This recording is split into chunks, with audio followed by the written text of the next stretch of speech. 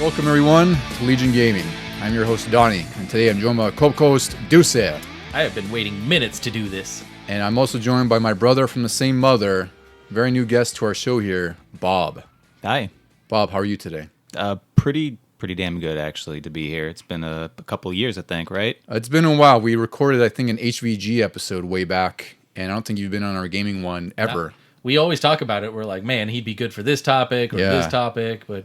yeah, it's a great little reunion here going on. It's a nice little reunion because I've known Ducey for 33 years, and Bob, you're not much older than that. So Ducey's known you for the vast majority of your life since you're like 3 or 4 years old. It's pretty amazing. Oh yeah, and annoyed the crap out of both of you for like 2/3 of that. It was. So it's quite the reunion, and I think it's great that we're going through one of our most favorite series growing up, especially one of yours and mine, Bob, and it's the entire Twisted Metal series. So I am quite excited. This is something that's been in the making for quite a while because we had to plan to do this like way back, and things happened and could not happen. We're making it happen today, and it's going to be episode, I think it'll be 65. Yep. Because I'm leapfrogging this. Because we're going to do the top, by the time you have heard this episode, we will have done the top N64 games, hopefully with our friend Vito, which is kind of weird. We're recording this before we record that one. But that's going to be a fun one, too. It will be. I'm really excited for that one. Sorry, guys. It was a fun one. It was. It was a good listen, too. Yeah. Exactly. Could you believe that was the top game?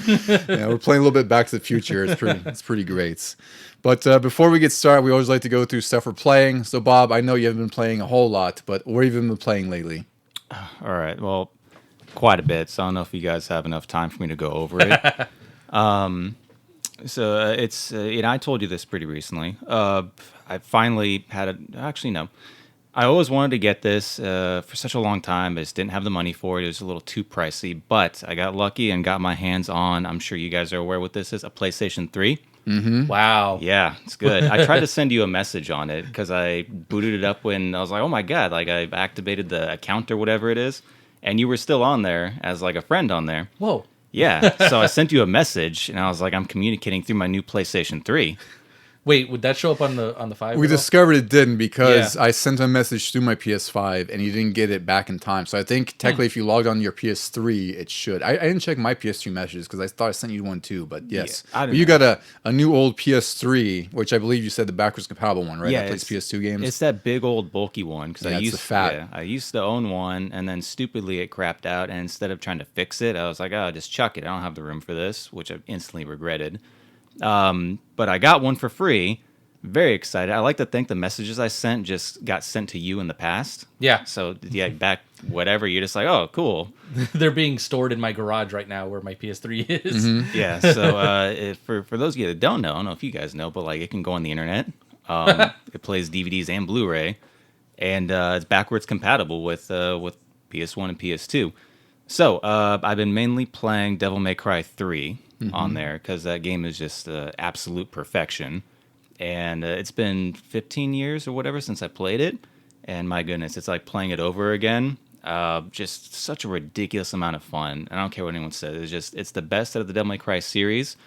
And I've just been falling in love with that. So I played it quite a bit nonstop for a good probably 10 hours over the course of a week, which I don't know where I found the time for it. Stopped. And I need to get back to it at some point. But besides that, I also found that you could download things on the PlayStation 3 still. Yeah, the store's still available. What? You can't buy things directly to it. You have to add money via like not a debit card, like a gift card or wherever else. You basically have to load your PSN account with credits, and then you can use that credit to buy on the PSN store through PS3, which kind of clunky, but I'm more just happy you can still do it. Wow, yeah. Yeah, it was very clunky. So I found that they had Toy Story 2 on there. Mm-hmm. Nice. And I was like, oh, wow, I really got to buy this because I forgot you had a physical copy, which I'm just going to play that now. So I got Toy Story 2, so ran through a little bit of that, which is really, really fun. And then I learned, I'm sure this is probably, not new for anybody else. For me, it is. I guess when you have an account, right, you have all those games that you used to own still on your account, right? That's how it works? Yeah, because you technically own the license to them, so you still are entitled to them, yes. Yeah, so I found, I was like, I was on eBay. I was like, I need to just buy Twisted Metal Black. And then, lo and behold, I looked on my account, and I was like, oh, my God, it's still on there. So I was able to download Twisted Metal Black because I used to own it apparently digitally. Well, did you buy the Twisted Metal 2012 back then? I did. Okay, yeah. so the original versions of that came with a Twisted Metal Black code, so that you likely own it through that. Most likely, because Yeah. I don't recall buying anything back then either. So yeah, Devil May Cry, Toy Story, and then I got into Twisted Metal Black, which was a lot of fun. I wish I could say I played more than that, but I'm a little behind the times. That's fine. No, those are still great times. I mean, we still play a ton of old games ourselves. It's just, I was gonna it's say, just the newer stuff kind of, peeks its way through more. having a backwards compatible system like that is perfect for this podcast because we talk about all the past games. Yeah. Yeah, it's convenient because I own, I think, most of the physical copies of Twisted Metal at home. So it's just fun booting all those up and having the system that can do it. But like I said, I'm stuck. I'm behind several generations. Do you guys remember that movie Euro Trip? Where Yes. there was one point, I think they were in Russia or something, and they got Gilligan's Island super late.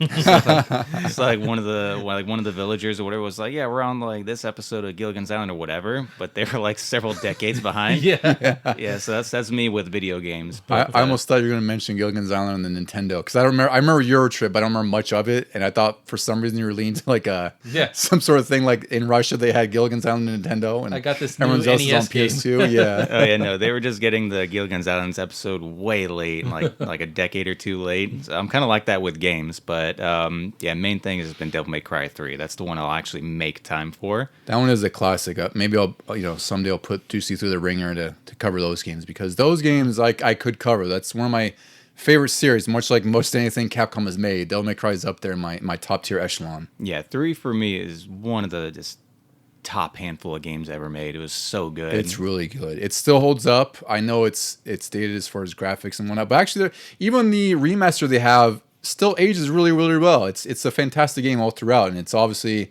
I think Devil May Cry 5 was molded after 3, because 4 to me was good, but not nearly as good as 3. I thought the same about 4, because when I got the PlayStation 3 back then, I got 4. And I was like, oh, this is going to be the same game, just upgraded. No, and it wasn't it's- quite, so I got to try 5 if it's close to 3. You'll probably hate it because it's new, but I love it. Yeah. Yeah, more than likely. Any new game. I finished 5 and I loved it. It's like, oh, this is so great. Bob's going to hate this. Probably. And again, to clarify here, I don't really hate any game, really. Just some games just... Well, just I think it's more for you. You're more time pressed, and you won't commit to kind of learning them. Like, you're also more familiar with those games. Where if you play Devil May Cry 3, it still plays like Devil May Cry 3 from 2005, whereas Devil May Cry 5 is from 2019 or until it came out.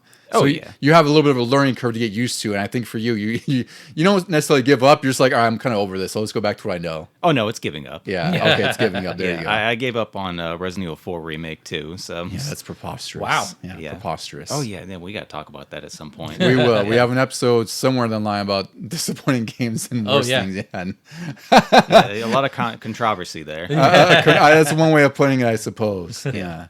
Ducey, what have you been playing lately? Well, it's funny you mentioned Toy Story 2 because I have actually been playing that as well. So good, isn't it? Yeah, I got It's it. an underrated platformer of the time. I don't know why more people. I think more people are more fond of it now, but back then it seemed like everyone kind of dismissed it. I remember renting it on the N64 back then, and I was like, this is surprisingly good for like movie tie-in games at the time. Other than GoldenEye, they were starting to be sort of like rushed out the door, and you wouldn't think that they were going to be good, but this one was. And then I saw it kind of advertised to me on the PS5 dashboard, and I was like, oh, I'll give that a shot. It was in the PS Plus backwards It's in the catalog. classics catalog. Yeah. Yeah. So it was there's a lot of good stuff in the PS1 section. Like I was playing Siphon Filter and Toy Story 2. The Twisted Metals 1 and 2 are in there. 3 and 4 are coming mid-July, Yeah. actually, as of this recording. So by the time this records, it might be available on there, which is pretty cool because I'll mention it later, but both those have soundtracks that really shouldn't have made them available for a long time, and I guess they got Rob Zombie back, and they're releasing on PS Plus. But nonetheless, it's really awesome to have more classics on there. Well, we found recently because of a certain trailer that he must be on board for the show. So they were like, hey, while you're at it, could you re-up on the games? Let's make another deal. Let's make another deal. Yeah. But I also got back into, I think I said I was going to do this, and I'm surprised I followed through, but I got back into Mario and Luigi Brothership.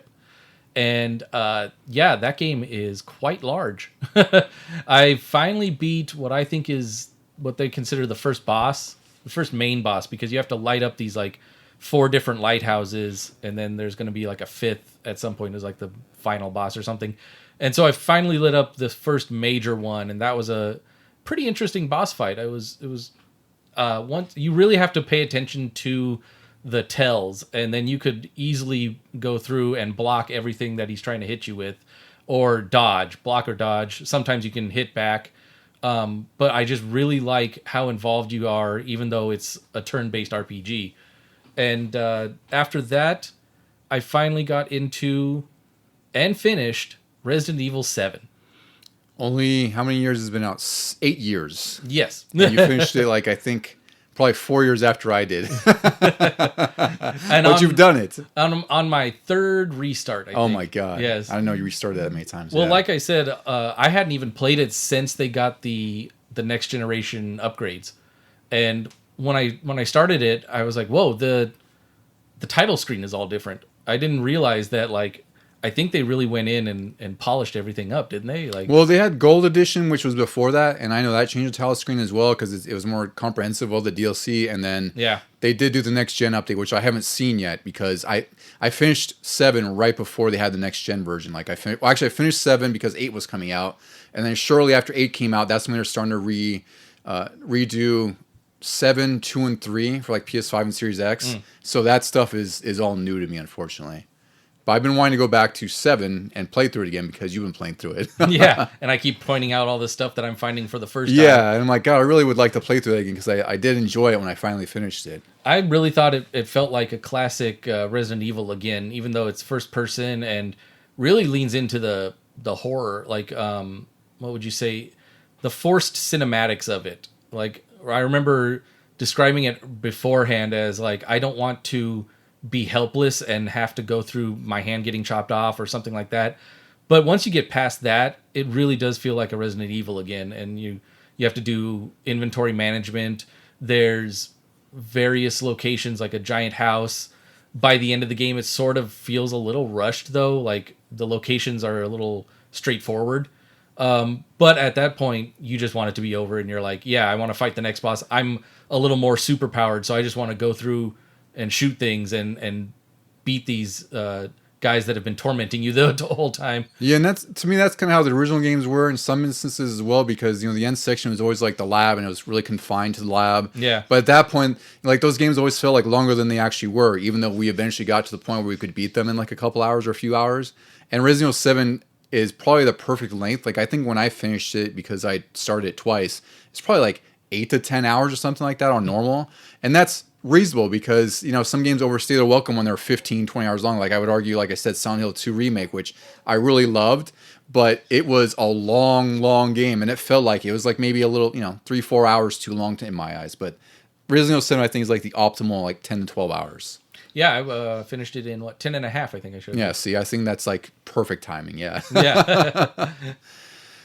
For what I've been playing, so I restarted Forza Horizon 5 after our episode talking about games that I couldn't get into, and I still have complaints about it, right? Like, it's still, I found it on PS Plus, it was on sale, plus I had like $15 in credit from that PS Stars thing you get just by like playing games or buying stuff, So I got for like $30, and I still have the issues with, having to drive everywhere because you can't really avoid that. Oh, yeah. Right? But, like, once I've gotten into the races, like, I've committed, like, I just put music on because I could play Spotify through it, so that helps as well.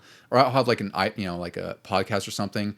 And once I get over that fact of just having to drive everywhere for events, I really love the racing because it's really freaking fun, especially the Baja and off-road stuff.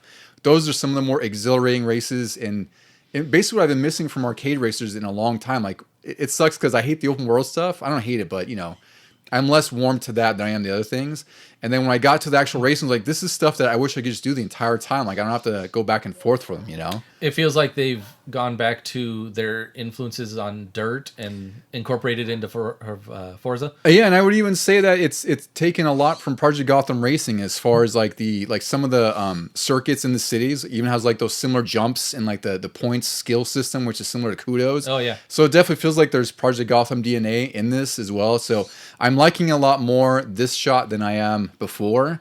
But again, like, my complaints are still there as far as like the minutia of like, okay, this thing's like 4 miles away and I only have one fast travel spot that'll get me like half the length over there, right? So it's one of those things where I have to get over that. But when I'm actually in the racing and the activities, I really am enjoying it. I don't know how much I'll stick to it, but I've played quite a bit lately because it's really easy for me just to pop in, get a few races, or it's like I just kind of tune out and race and have my music on or something like that. So it makes it a little bit easier. The other game I started actually last night that I've been enjoying more than I thought I would so far, at least, is Alone in the Dark. It's a remake. So this has David Harbour. Is it Harbour or Harbour? Harbour. I don't know how to pronounce it. That U always gets me in there. So David Harbour's in this. He's the main character. And there's a female character. I think her name's like Jennifer Comey or something like that. I don't know. I'm not familiar with the actress, but she's another famous actress. Mm-hmm. And it starts off very much like Resident Evil. And of course, it's a remake. So it's rooted in the original Alone in the Dark, where you're a private investigator as David Harbour. You're hired by this guy's niece who's at this sort of mental hospital. And she says she hasn't heard from him in a while, and there's something weird going on with the stuff he's saying, like the mental hospital is involved in cults and all this weird stuff. And you get there, and within the first, I'd say, hour or so, like you introduce sort of this alternate voodoo world. It's kind of weird because you find out that the uncle has this talisman where he made a deal with like this dark figure to go between worlds, like these realities. So there's that whole gimmick of it's almost like Silent Hill, the movie, in a sense, where the environment it's sort of flipped in a switch, and like you'll be like in a mental institution room, and all of a sudden, now you're in like this inferno burning area for some reason. It looks really freaking good. I'm really impressed with how it looks and the sound design. Now, I got this because I bought it on GameFly, and I just hadn't started it, but it was a PS Plus game last month, and I've really been enjoying it so far. Like it's definitely got its Resident Evil roots. Maybe some people might complain it's a little too close to old Resident Evil, like down to like using keys to open doors and whatnot. Yeah, but I mean, Alone in the Dark. Resident Evil was inspired by the first Alone in the Dark. It was. Yeah. So it's interesting that it's kind of the reverse now. But I like that, though. Like, I don't mind. Like, this is actually what I want. My only complaint is, like, the guy walks really, really slow. It's either sprint or walk. And sprint's really fast and it alerts enemies. And walk is really slow. But so far, I've been enjoying it. I put in, like, a couple hours last night just to kind of try it out. And I ended up enjoying it more than I thought I would. So I'm really curious to see where that goes. I don't know. You haven't played this one yet, Ducey, have you? Because it said you played it, but I imagine you probably just claimed it on PS Plus.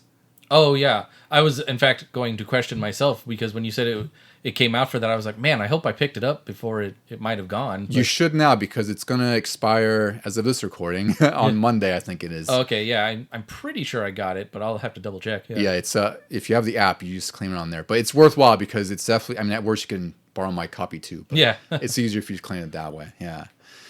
All right, guys, so I guess now is a better time more than ever. Let's talk some Twisted Metal.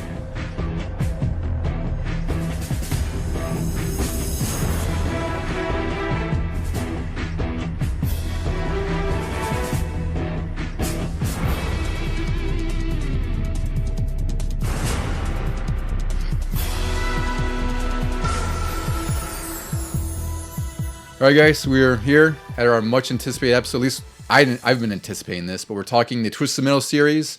Bob, you and I have a lot of fondness for this series. We grew up on this. I know the story that I mentioned on the podcast before is that we bought Destruction Derby at our favorite store, Kmart's.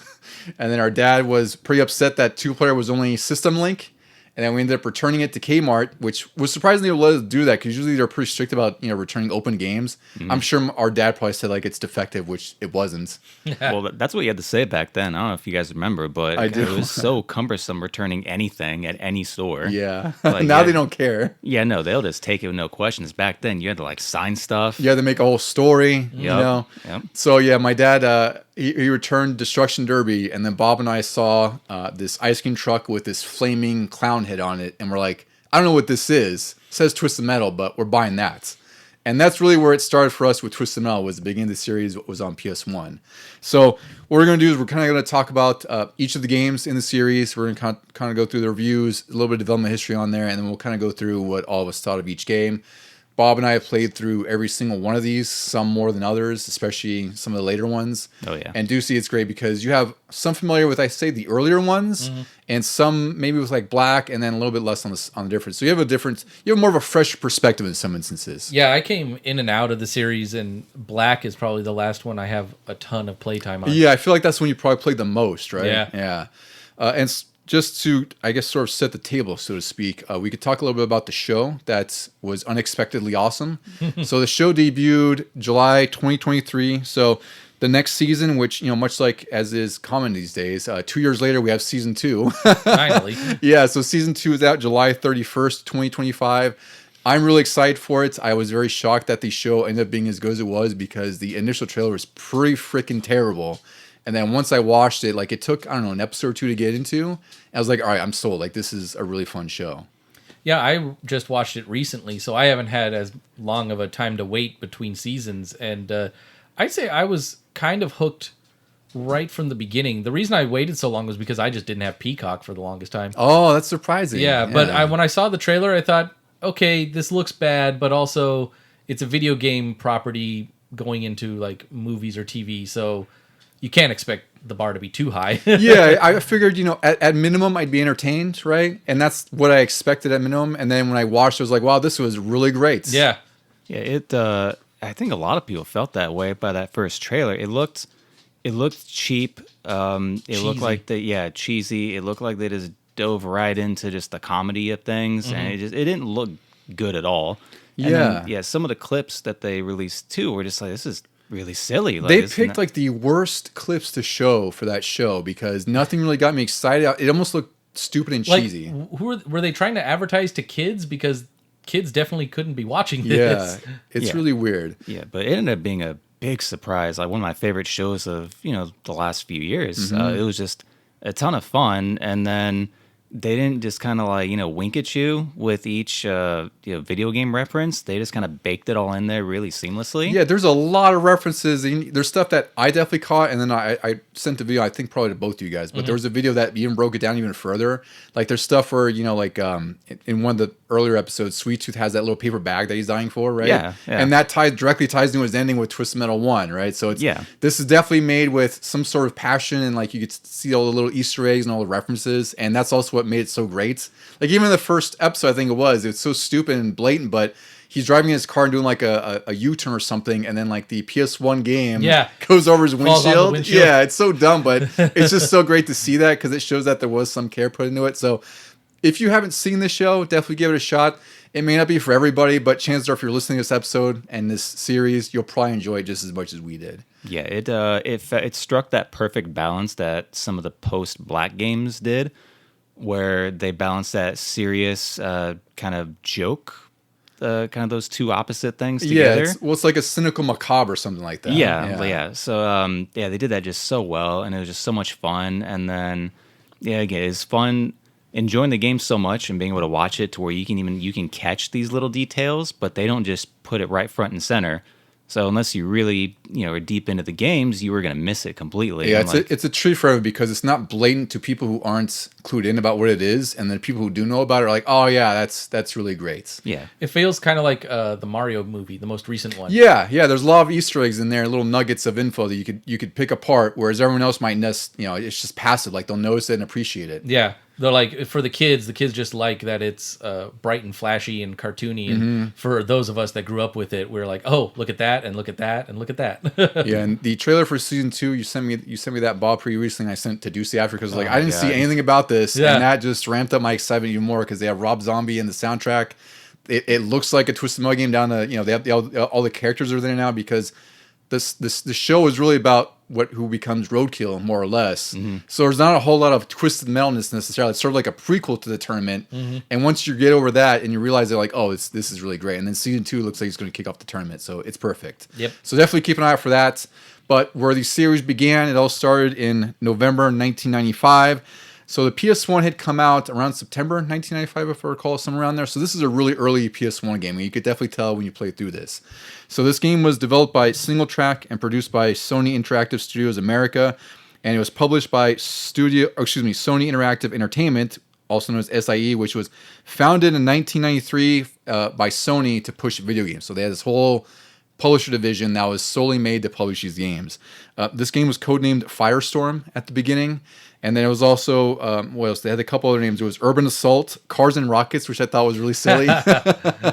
And one of the cooler names, High Octane. I thought that was actually probably the most clever name out of the bunch as far as their early ones. And I want to say that was another Easter egg in the show. It was. Yeah. So they folded that in, and then also, we'll get to it later, but the original endings that they filmed for the game, because they're text endings in the final game, but before that they filmed these goofy FMV scenes. Yeah, they still referenced it as High Octane, which is also fun. Oh yeah.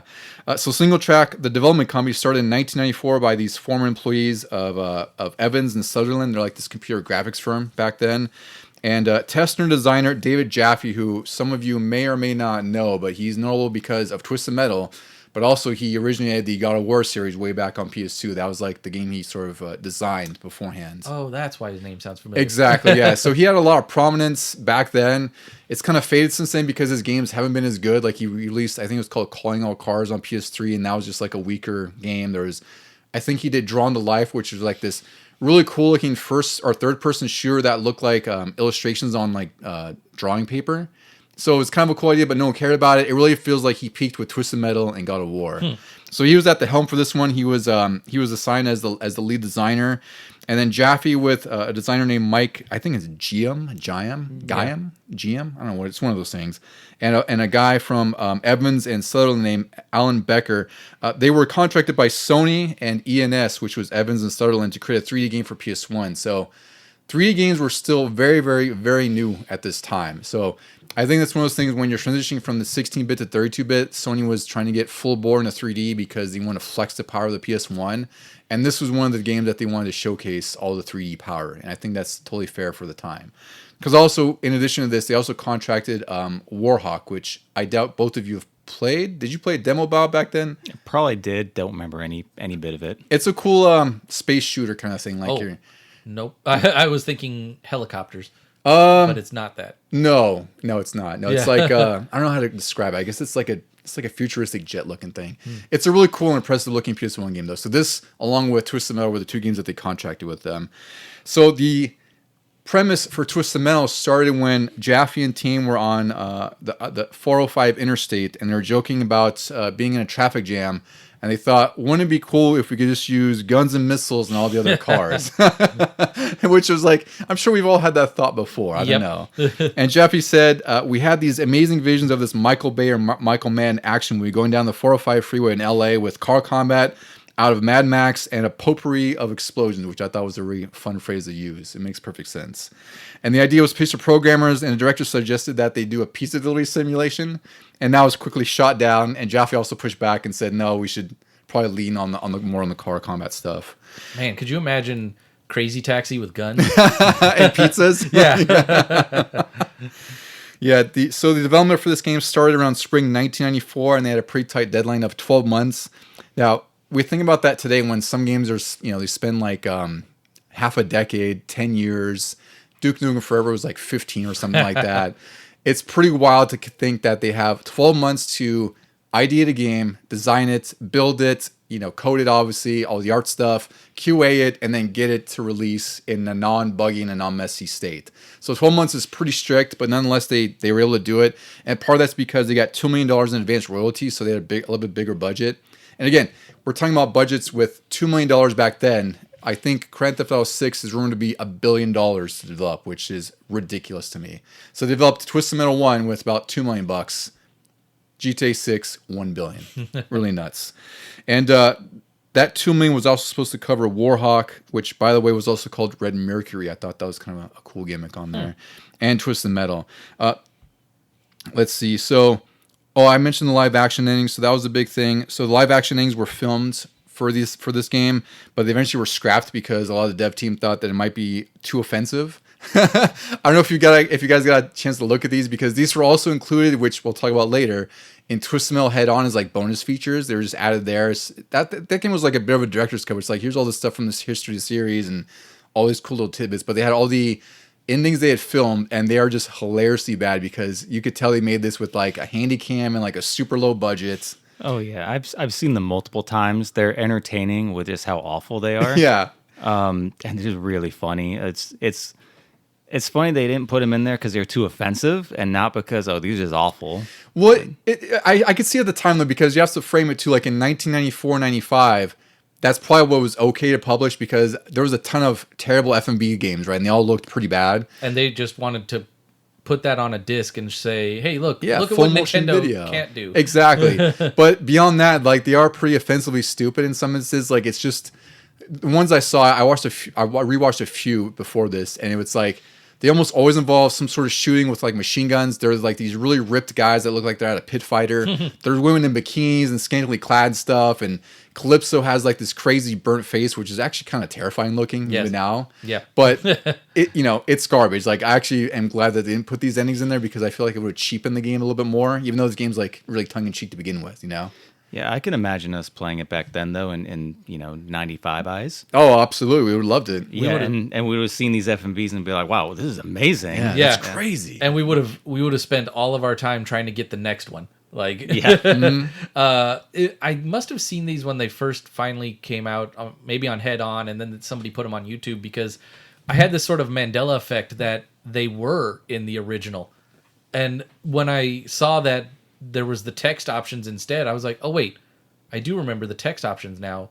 That is so weird. I thought both. I thought they stayed in. At the same time, like it makes sense for you to have that kind of Mandela effect because again, like so many games had those FMV movies in them at the time, so it makes perfect sense that you probably just connected to because it looked appropriate for the time. It would have made perfect sense, right? And I think Black had CG endings. It did. Yeah. So I must have been sort of like conflating the two. Maybe. Yeah.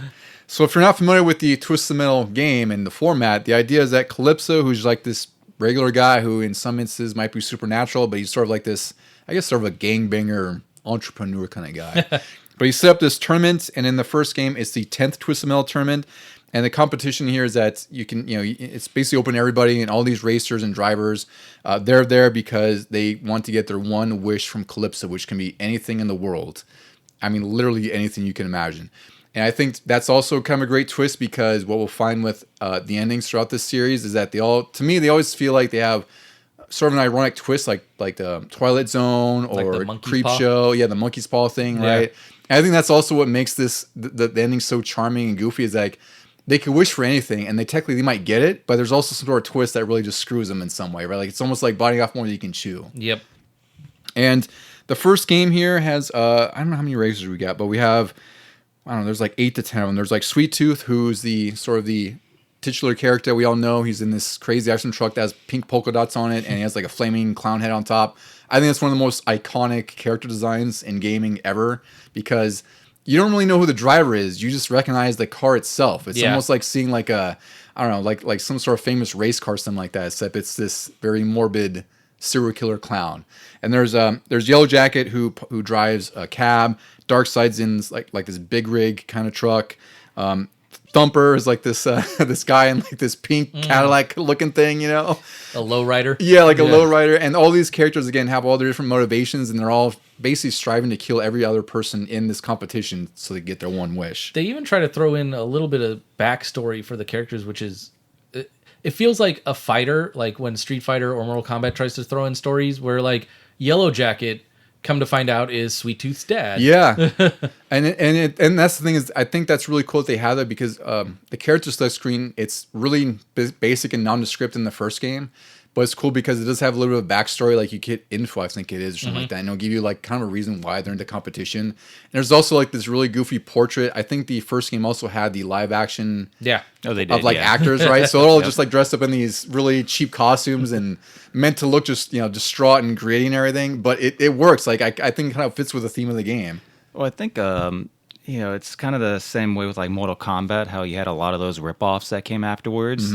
Besides not being as good technically as Mortal Kombat was, but you always remembered the Mortal Kombat characters. You never remembered any of the characters from the knockoffs. And the same thing with Twisted Metal, where you you remember all the characters, even the silly ones, but if you plucked one of the random Twisted Metal knockoffs that came off, you're not remembering any of those characters. Yeah, if anything, you might say that looks like a Twisted Metal car. Yeah, exactly. So like, you remember like Yellow Jacket and all of them, Sweet Tooth especially, Mr. Grimm. Outlaw. I was always Outlaw in all of them. Yeah, my dad really loved Outlaw, and he loved Spectre in the first game because they had that sort of white Corvette kind of car. Oh, yeah. Yeah, he was a big fan of that. Yeah. So what we'll do is we'll get into reviews for each of the games here because I think, for my purposes at least, I think it's always fun to get some context for what people were thinking at the time from magazines or whatever else. It wasn't, this is pre-internet, so it's not like we have a bunch of forum threads to kind of go through. So I got a couple reviews here. One's from EGM and GamePro. So EGM, for the first Twisted Metal game in issue 77, they gave this way higher scores than I expected, to be frank with you guys. They gave it a 9.5, a 9, a 9, and 9.5. The best feature was mindless destruction. Worst feature was small two-player levels. They said the graphics are outstanding and each level gets better. They also said that, they said that the game has one job and it does it really, really well, and there's nothing much like it. And one reviewer said that the graphics weren't that special and the sound isn't amazing either. But nonetheless, he still gave it really high marks. I think that's a really, really amazing score. Yeah, I would side with that second guy, but also still give it high marks. Like, yeah. It would be very much like, what are you guys thinking? But at the same time, it was just so much fun to play, you didn't care. It was, and I think we'll talk about impressions soon too, but it's like, this game, as far as visuals, doesn't age that well because everything kind of looks like a cardboard cutout nowadays, and like the cars look like they're just kind of smart cars sliding on a track. But it doesn't matter because back then it looked incredible. Like this was, again, coming from Super Nintendo, Genesis, all those. This was a literal generational leap into the next generation of games. I was surprised how easy it was to get back into the controls because it's weird that like square is go, and then but it was just so easy to remember that if somebody's behind you, you can do a quick turn, a quick 180, and then start firing back at them, and it was almost like second nature. Mm-hmm. Yeah. And then GamePro, issue 79, February 1996. These are all out of 5. They gave graphics a 3.5, sound a 3, control 3.5, fun factor a 4. They said the graphics are a mixed bag with great details but static crowds and texture warping when speeding. Mm-hmm. And overall, they said it was really fun despite its flaws. So both those reviews, I think I can totally agree with, especially for the time. But did you guys get to revisit this one at all? Yeah. Now it's easy to say the graphics, they don't look particularly good, but but back then though, like you said, going from Super Nintendo to Genesis to this, to where you just have these big maps, you can go around, do all kinds of things, let alone shoot a bunch of different weapons, missiles, machine guns, all this, the special attacks too that everybody had. That's the big thing is I think that's what also shined about this game is that each character was really distinct. And also they had a special that emphasized like the power of their car in some way, right? Like Spectre had like this missile that could go through streets and walls, right? And that works because he's apparently a ghost, an apparition driving the car. Right? And the cool thing too about the fact that each driver was so unique is that you could find the one that suited how you wanted to play. Mm-hmm. And I think it was the same for you, but I always got Mr. Grimm. 100% Mr. Grimm. Yeah, I was Mr. Grimm through the entire series. Yeah, same here. Because he was like the badass on the motorcycle and he had the skull special. Yep, and it was always the most powerful special. Yeah, and then that the was speed. crazy. Yeah, the speed was always the most fun part where you just glide in and out through everywhere you wanted. But if you didn't want to do that, you could also go with like Warthog, who was just a tank, or if you want somewhere in between, you can do Sweet Tooth, who's kind of mostly well-rounded with everything. But that was also a big selling point for me. And even now is that you can still find each character that suits you best, and it's still to me, it's still a lot of fun. Obviously, there's a lot of nostalgia that goes with that. Mm-hmm. But to me, it still plays just fine. Obviously, it's dated and kind of... Yeah. I think if you go into this, because this one is available on PS Plus, so you can play it on your PS5, which is great. But if you go into it, you do have to sort of or expect that the controls are really loose, but it also helps it because, like you mentioned, Bob, it helps when you do like the quick turns or the things are frantic. 180s. Like you don't want a slow, clunky car from like San Francisco Rush or something. You want to be able to whip around, like you said with Mr. Grimm, get in and get out because he has very little armor. Yeah, he has the lowest defense, I think, in the entire game, which makes sense because he's on a motorcycle, so he has very little protection to begin with. Yeah. Yeah. Ducey, what did you... So, I know you played this a little bit, maybe a little bit when we were kids, because you probably played at my house. Every and Bob time, and I played it. Right? every time I went over to your house. But I never owned it. Once I got a PlayStation, I never owned it. I just borrowed it from you, or we would play it over there. And to me, like, I know Resident Evil 2 sold me on the PlayStation, but when I think PlayStation, I think Twisted Metal first and foremost. I think Sweet Tooth is like the PlayStation mascot. Yeah, he's almost sort of their unofficial mascot when they really didn't have any. Yeah. These graphics that they talked about, sure, they're kind of ugly, but to me, it was like the difference between PlayStation and N64 was like PlayStation was gritty and more mature, and you didn't care what it looked like as long as it played really fun. And whereas like Mario 64 or something was very polished, but single player and that sort of thing. So yeah, this for me, I always think of Twisted Metal as like it should have been the pack-in game or something back then. I wish it was, because this was definitely when they stopped packing in games. I very much remember that. Like when I got my PS1, I was like, oh, this doesn't come with a game. Why? What is this? And now it's like, that's normal now. No consoles really come with games unless you pay a premium on them. But yeah, it should have been a packing game, because I think you can fault this game with its flaws. Like I did see texture warping, right? But it's like so many PS1 games had it, especially back then. And also, I have to remark again, like this was a very early PS1 game. So again, 3D was very new.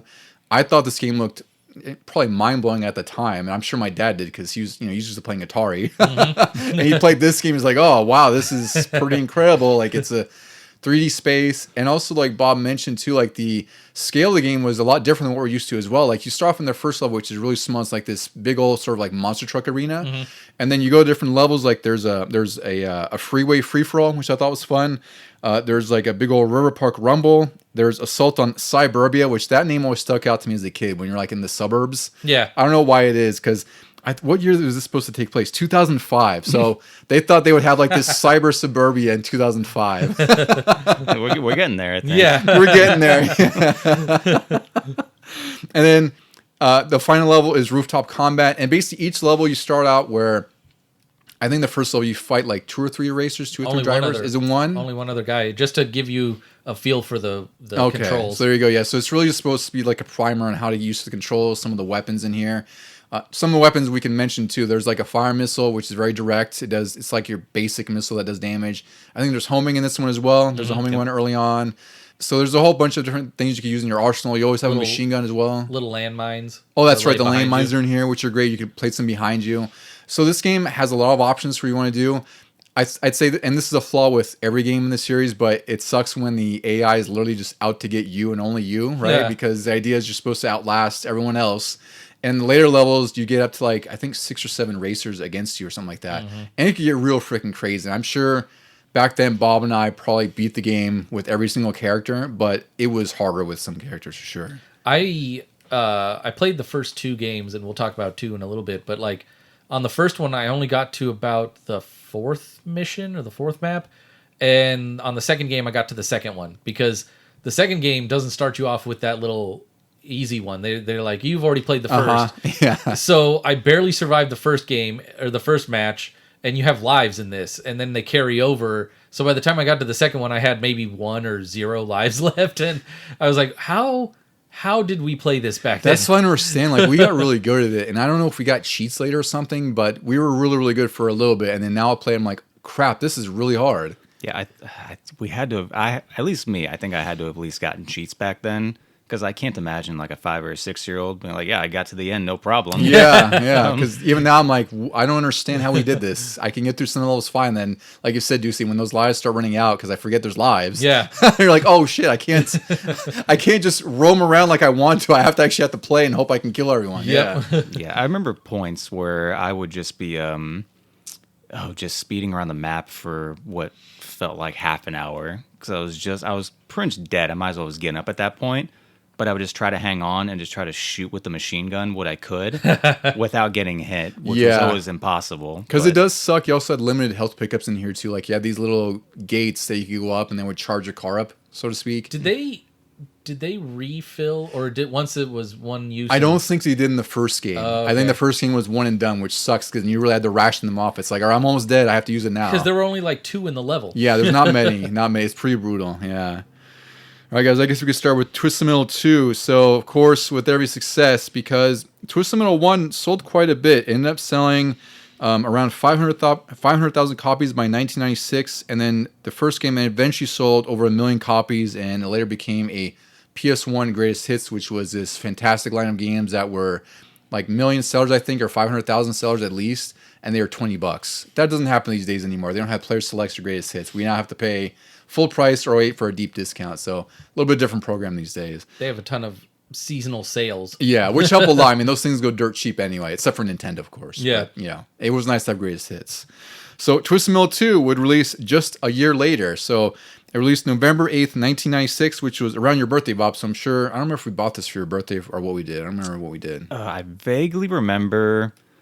I don't know if you remember. There was a period where I had one birthday where I was just going through it was like a dozen different things at the warehouse, and then Pop, I do remember you yep, were and I turning was stuff. like, oh, I don't really like this, and Pop would take it back and get something else, and I'd be like, I don't like this one either. They're very generous. Yeah, so he went back it had to have been at least 10 times. I think Twisted Metal 2 might have been one of those games where I got it, and I was like, maybe something else, and then they brought it back to get something else. That's what I thought, because I know we had this for a little bit, and then I don't know what happened to it or anything. I eventually bought it way later and everything, but I remember having to rent this at least a few times. One of our friends had it, or our friend Chris, I think he owned it. Yep. He brought it over. But this one is weird because this one's one of the more fondly loved of the whole series, and yet it's the one that we arguably have the least experience with, even though we played it a ton, but not as much as 1 or even 3 and 4. But this game was largely similar to the first game. It's just, it kind of does what sequels do, where it iterated on what was already successful and made it even better and a little bit more polished.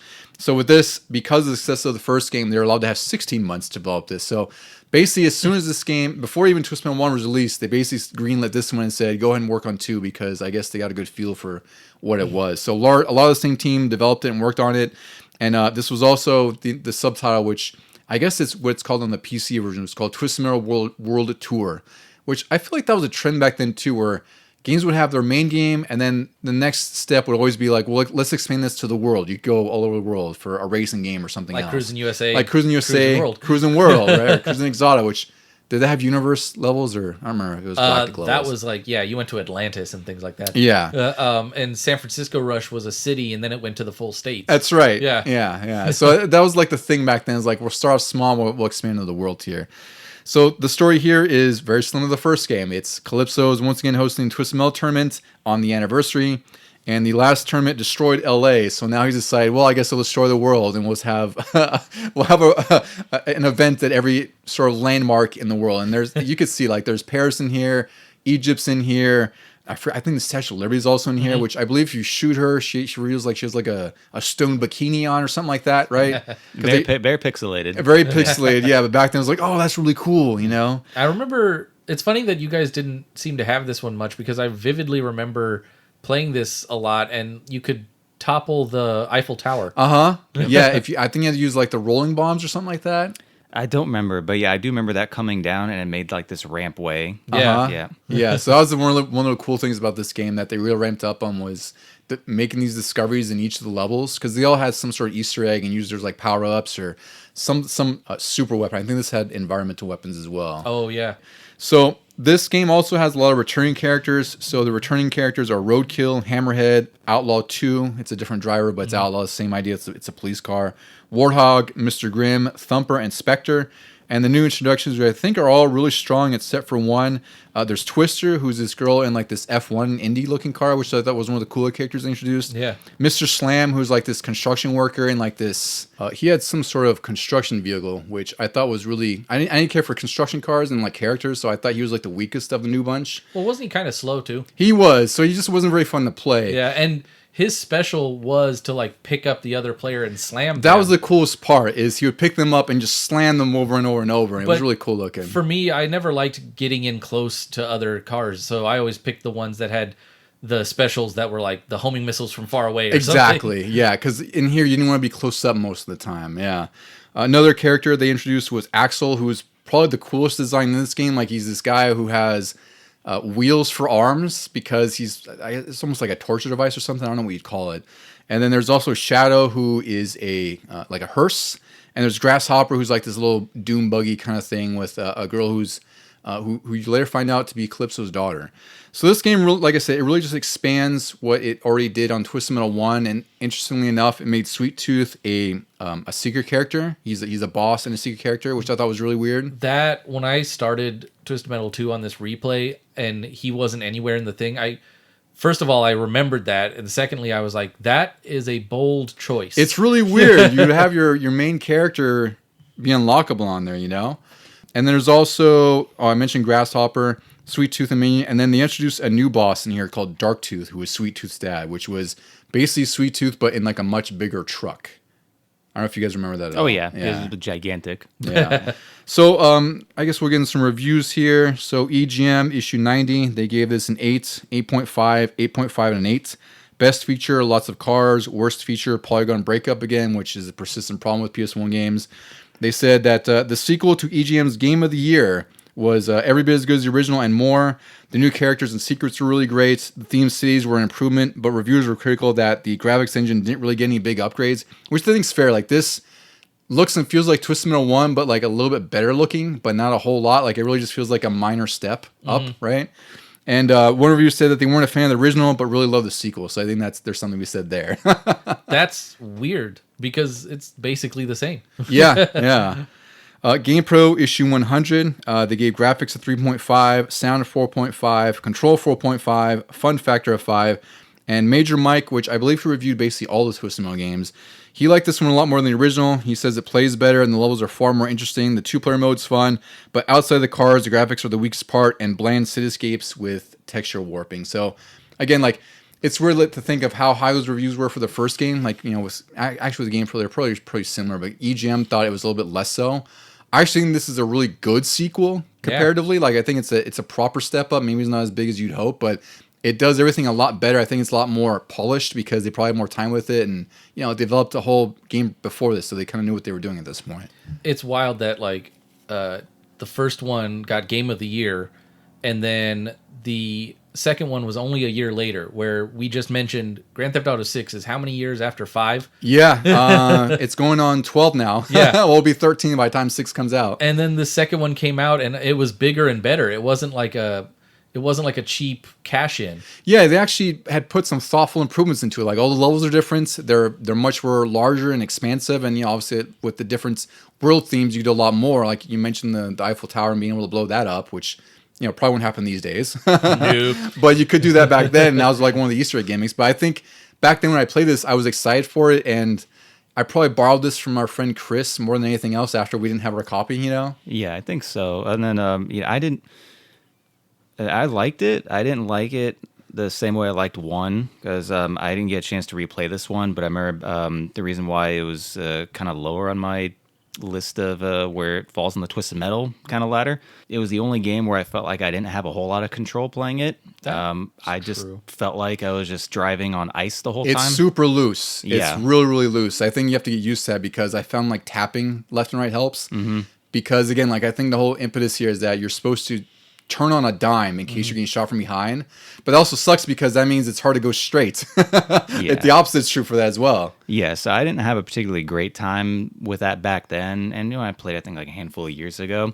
So as far as where Twisted Metal games go, it's not my favorite one. I think most people, they view it as like one of the top games, right? They do. This feels like it's the one that people always point to in the early quadrilogy, as I'll call it, where they always say this is the peak. I don't know if I guess, like, arguably could say it's the peak, but it's not for me, because I still feel like 1 and I even, you know, 4 is less worse than I thought.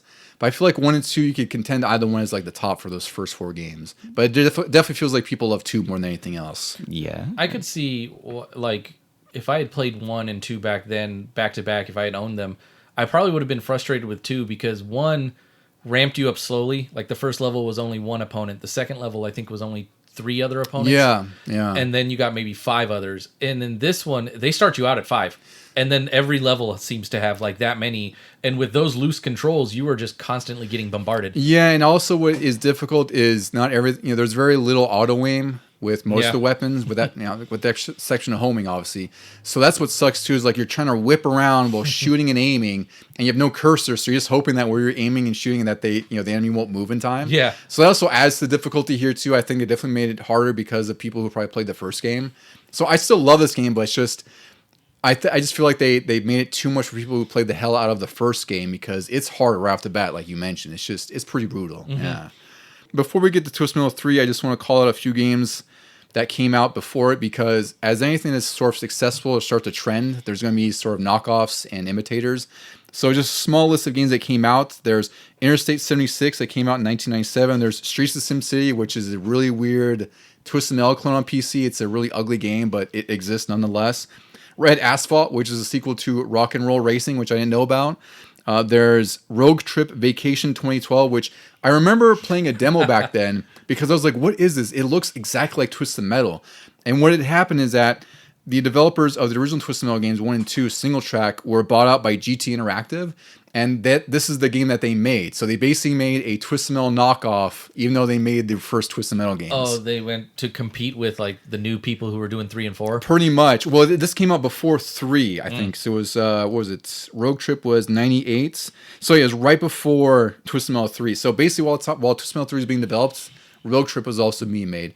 I need to track down a copy because, again, I only played the demo from the PlayStation magazine, and I knew it as a car combat game, but I didn't care much for it at all because it felt like Twisted Metal, like we talked about earlier. It's just a bit of a knockoff. You were like, what's this cheap wannabe? Yeah, yeah. And arguably, I'm sure it's probably better than the next thing we're going to talk about, which is Twisted Metal 3.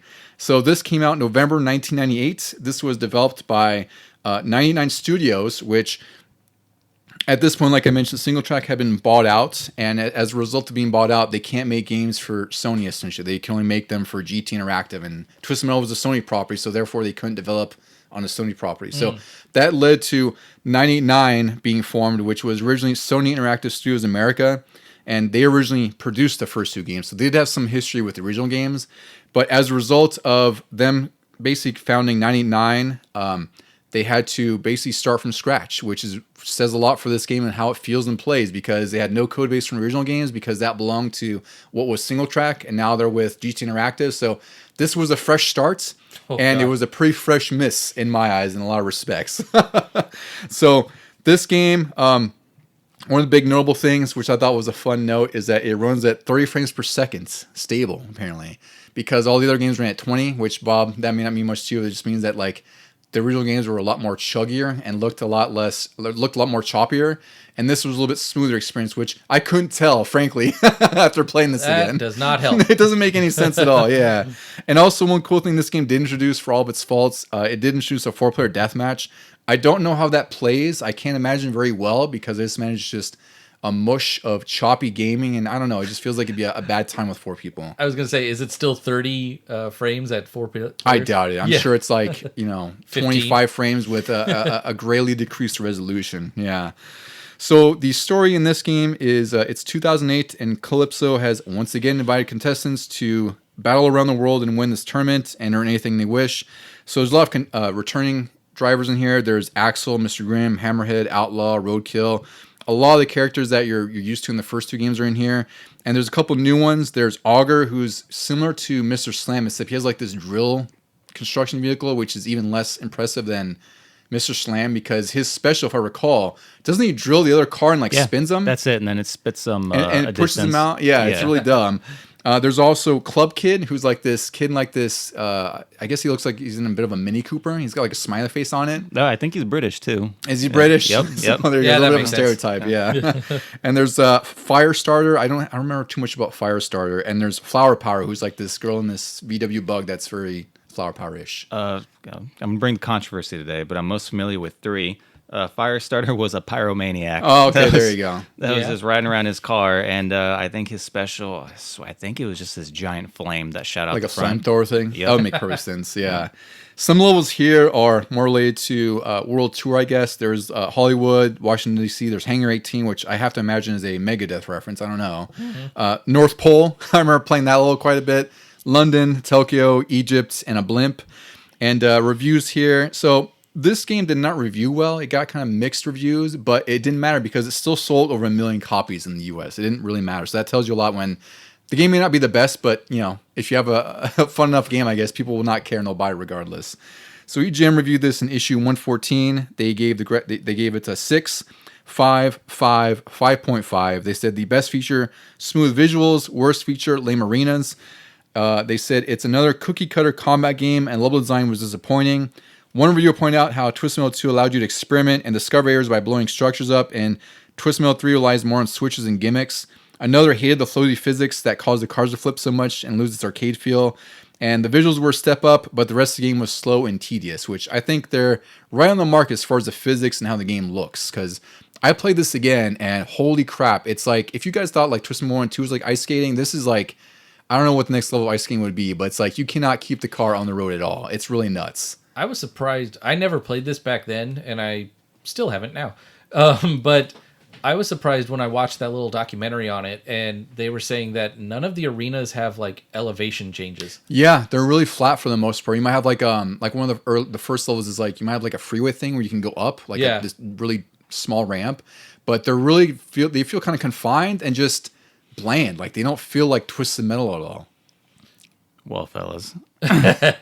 3 is probably behind Black. 3 is probably my favorite. I knew it was because I would play this and I'm like, I don't like this, and you're like, what are you talking about? It's great. And also for Bob, I should mention this too, but this has Rob Zombie on the soundtrack. Oh yeah, and he's a big piece of it, and that's also a big reason why Bob also loves it because he was a big Rob Zombie fan at the time. Oh yeah, it's and I put that on my notes that I didn't bring with me. But no, I found it just fun. I found it easier to control than 2. I didn't feel like I was. When you mentioned that you just had trouble just keeping the car on the road, I didn't feel that at all. I was like, this is the first game. Did you play it recently? Yeah. The funny thing is, I actually played it with my youngest daughter on the original. Really funny. Yeah, on the original PlayStation. Yeah. And yeah, just to me, it played smooth. Maybe that's just my weird perception of things. But I enjoyed it because it was really fun for me, at least. Back in, what was this? Came out in 98, right? Yeah. 90. This was, let's see, it was November 98. Yeah. So 98, around that time, the first CD I ever bought was Rob Zombie CD. Mm-hmm. So I was like an 8 or 9-year-old, and this game comes out, and it's like, okay, it's Twisted Metal. Holy crap, it's got Rob Zombie, and like that first level that you play, it's Rob Zombie. So it had all these different components that I think that's probably why I enjoyed it. It started going a bit off the rails, like narratively, with each It got character. Really nuts. Yeah, they were starting to get pretty decently goofy with some of them. Mm-hmm. And they started kind of not retconning some of the existing characters, but they were getting a little sillier. Like Mr. Grimm was just when you go to the character select screen, they have like the whatever button you pressed, and they actually have the characters reading off their backstory and why they're there and what they're competing for. I remember Mr. Grimm's voice. It sounded like a little kid that was just doing their best high-pitched, like, ghostly voice. Yeah. I think that's what really felt the drop-off for me, too, is like all the characters started to feel really whimsical and not as... Yeah. Like the other games were more tongue-in-cheek and kind of cynical and dark. Mm-hmm. And this felt like it was more whimsical dark and kind of just like funny horror, Didn't 3 and 4 start incorporating sort of like comic style cutscenes? Yeah, which were kind of cool. Twisted Metal 2 also had comic endings too. Yeah, like graphic art panels almost. Yeah, but 2 looked narratively 2 was really good. And that's when they started doing the whole is it in his mind or are these characters real or whatever. And the art style was great, and they balanced the violence with the funny aspects. 3, it was much more lighthearted, and most of the endings are pretty ridiculous. Like, why would they ask for this? This is the dumbest thing ever. They were really dumb because even like Twisted Metal 2 has some pretty dark endings. Like Grasshopper's ending, if I recall,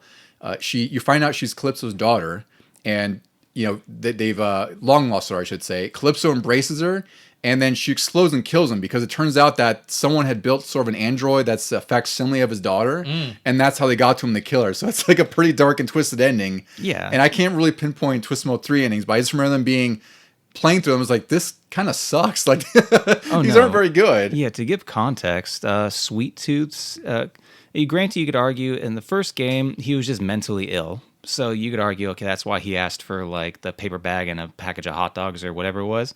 2, narratively, it started to reflect more with Black, where they had kind of more the deeper, heavier themes. With Twisted Metal 3, Sweet Tooth's wish was he wanted to eat all the candy in the world. I remember something dumb like that. And then yeah. the monkey's paw, Tales from the Crypt twist was, oh geez, he got cavities, Yeah. so now he has to go to the dentist. Now it's a lesson for kids. Yeah, so it was pretty ridiculous. The game was silly as shit, but I think those are all the reasons why I thought I just had a lot of fun with it. It's definitely not a great game technically by any means, but it's just one of those things where it was just fun. That's the thing is, as we've gotten older, we obviously grew to understand more that like just because it may not be well reviewed in general doesn't mean someone can enjoy it. Because the flip side here, GamePro actually enjoyed this more than EGM and more than most. Yeah. So GamePro, they gave graphics a 4, sound 4.5, control 4.5, fun factor 4.5. Wow. Yeah, which is to me is very high. It's a little too high. Yeah. And Dan Electro thought it made some worthwhile improvements from 2. He actually liked the new driving physics and destructible environments, which is a total opposite of what most people would say.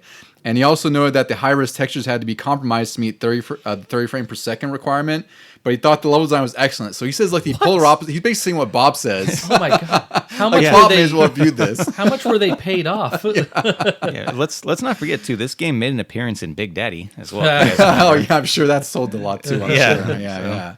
This So was another bold choice too. Like I'm sure it got more sales because just the box art is only Sweet Tooth's face. Yeah. And on the back it shows him prominently, and then you get in there and he's a boss that you have to unlock later. Yeah, he's unlockable. Darkseid is also a boss, and he's unlockable with Game Shark. Minion is a boss, like, once again unlockable. I feel like it's a bait and switch at this point. It kind of is, but also it's like, I think for us, we kind of expected that point. Yeah. But I never really understood why they made Sweet Tooth a locked character when, again, like he was on the art of the first game. He was a big part of part 2. And it's really weird that they would just lock him. Like, you have to kind of put effort to unlock him for whatever reason. It's really weird. It's like if someone locked Ryu or something. Yeah, you know? right. It doesn't make any sense. Yeah. All right, so we'll go on to Twisted Metal 4 here. So this was, again, continuing with the annual schedule. This was released November 16th, 1999. Damn, I can't believe they were all just back to back. I know, it feels like it was a lot longer back Yeah. then. Yeah. I didn't know any of these came out on around my birthday. I know. I thought that was pretty funny. As I was taking these notes, I was like, no, I'm sure Bob probably asked for these for his birthday or Christmas or something like that. Yeah, I'm sure probably. this was probably a It was KB an Toys annual purchase. given. Yeah. So this was once again developed by 99 Studios, and 99 tried to rework a lot of this game to meet the criticisms that people had about Twisted Metal 3, particularly on the physics, and they also expanded levels and weapons. And I think they did a great job of this one, frankly, because this was a lot different that felt different, and also I guess we get to it now, but you could play as Rob Zombie in this game. Oh yeah. And his car is the Dragula. What a selling point. Yeah. Hopefully that makes an appearance in the show at some point. Yes, I would hope so, yeah. So this is a weird one because this is the first game in the series where Sweet Tooth is running the Twisted Metal tournament. This, I thought was really weird back then as well. But the idea is that in the 1900s, there was a caravan that was going around destroying the country with its tournaments. So it's basically sort of like a primitive Twisted Metal. And the young Sweet Tooth is enamored and he enters this competition and wins. His wish is to become the true star of Twisted Metal, and Calypso grants him the wish. Chaos erupts, but Sweet Tooth recruits I can't even say this because it sounds so ridiculous. Yeah. Recruits a group of midget clowns to stage a coup against Calypso and take over Twisted Metal. It doesn't age particularly well. It doesn't. And Calypso's youth and power, it comes from a ring, apparently. It's like a soul ring he's got, because the idea is like basically anyone who dies in Twisted Metal tournament, their soul gets absorbed in this ring. So Sweet Tooth now has taken that ring and runs this Twisted Metal tournament. So this is just over-explained for why this tournament exists. Like, they go just, I don't know what else they could have done, but it's just really funny to think. And there's even a cutscene where it shows like his little people clowns overtaking Calypso. It's just so ridiculous looking. Yeah. God, this is the narrative for this game, and just the style and the characters, everything from top to bottom. It just reminds me of I'm not sure how aware of you are, but like it reminds me of just no guardrails WCW Vince Russo. Yeah, just throw it at the wall and let it stick. Like late WCW or Oh yeah, where there was no check and balance. Yeah. It was just do everything and then if see it what sounds happens. good, run with it, and we'll kind of work on it later and figure it out. So it's a pretty wild story. It really doesn't change much because the idea is still the same. Like, you're still playing as a racer trying to get through the tournaments and get your final wish, or your one wish that usually ends in some sort of twist, right? But now they've twisted because The only impetus for this is that Calypso's playable. So that's whole of his story is I believe he's trying to regain control back of Twisted Metal. So there's a little bit of a war between him and Sweet Tooth. And Calypso has like this crazy nuke truck that, if I recall correctly, launches a nuke for his special. Oh, it does. Yeah. And like it obliterates most enemies in an area of effect. It's really nuts. Yeah, which it makes sense too. It's like if he's fighting so hard to get back in that position, He needs the ultimate weapon. Yeah, but it's just so funny. You play it and it's a nuke. Yeah. You launch it, and I think like you can determine when it explodes, and it's a massive blast. I remember experiencing a ton of slowdown on the PlayStation with it because it was such a ridiculously big weapon. It was really cool looking though. And also one thing I noted, I think I sent this to Ducey when I played this again, but this might be one of the earliest instances of a game having a graphics toggle where you could toggle between like a performance boost or higher fidelity so you can make it look a little bit better. Oh, I didn't know that. Yeah, and I mean it doesn't make a big difference. It still runs like crap and looks like crap, right? okay. But it's like the idea is there. Like the idea is like, do you want to prioritize game graphics so it looks a little bit higher res, or do you want to deal with like a smoother frame rate, which you won't really get either in either respect, but it's there. Yeah. Do you want an in-depth mushroom cloud? Or do you want to still be able to drive? Yeah. Would you like that nuke to go off and run at 20 frames or 15? It's really your choice. It reminds me of Battle Tanks had a nuke. That's right. And that would cause massive slowdown on the N64 and make my TV crackle insanely. that signature Daewoo sound. I'm sure. I don't think we ever played Twisted Metal 4 at my house, but if we had, I'm sure that would have been hilarious. Crackling. You might need a new TV after that. Yeah. I don't know. Yeah. blow out the speakers. So the contestants in here, I won't go through all of them, but I feel like this is one of the ones that were mostly uninspired because they have a lot more characters. Like there's one who's named Orbital. There's a Pizza Boy, which is kind of fun. Mr. Grimm is now Captain Grimm. He's got like this. Oh, he got a promotion, huh? Yeah, I guess. Yeah, but he's got like this goofy pirate car thing that looks really silly. This was my least favorite iteration of Mr. Grimm. And his parrot talks for him. Oh, I remember that. Yeah, that's really silly. And then of course Calypso. There's a character named Quattro who's like this. He looks like a cybernetic being. I don't know what he really was. I don't remember. There's Meter Maid, who's a woman in in like a meter maid. What do you call it? The little 3-wheel vehicle thing? Yeah, the 3-wheeler thing. That's a car in here. There's a lot. There's Drag Queen, who's exactly not the most what's politically correct. It doesn't. Yeah, you're not going to find that in 2025. You will not. No. Yeah.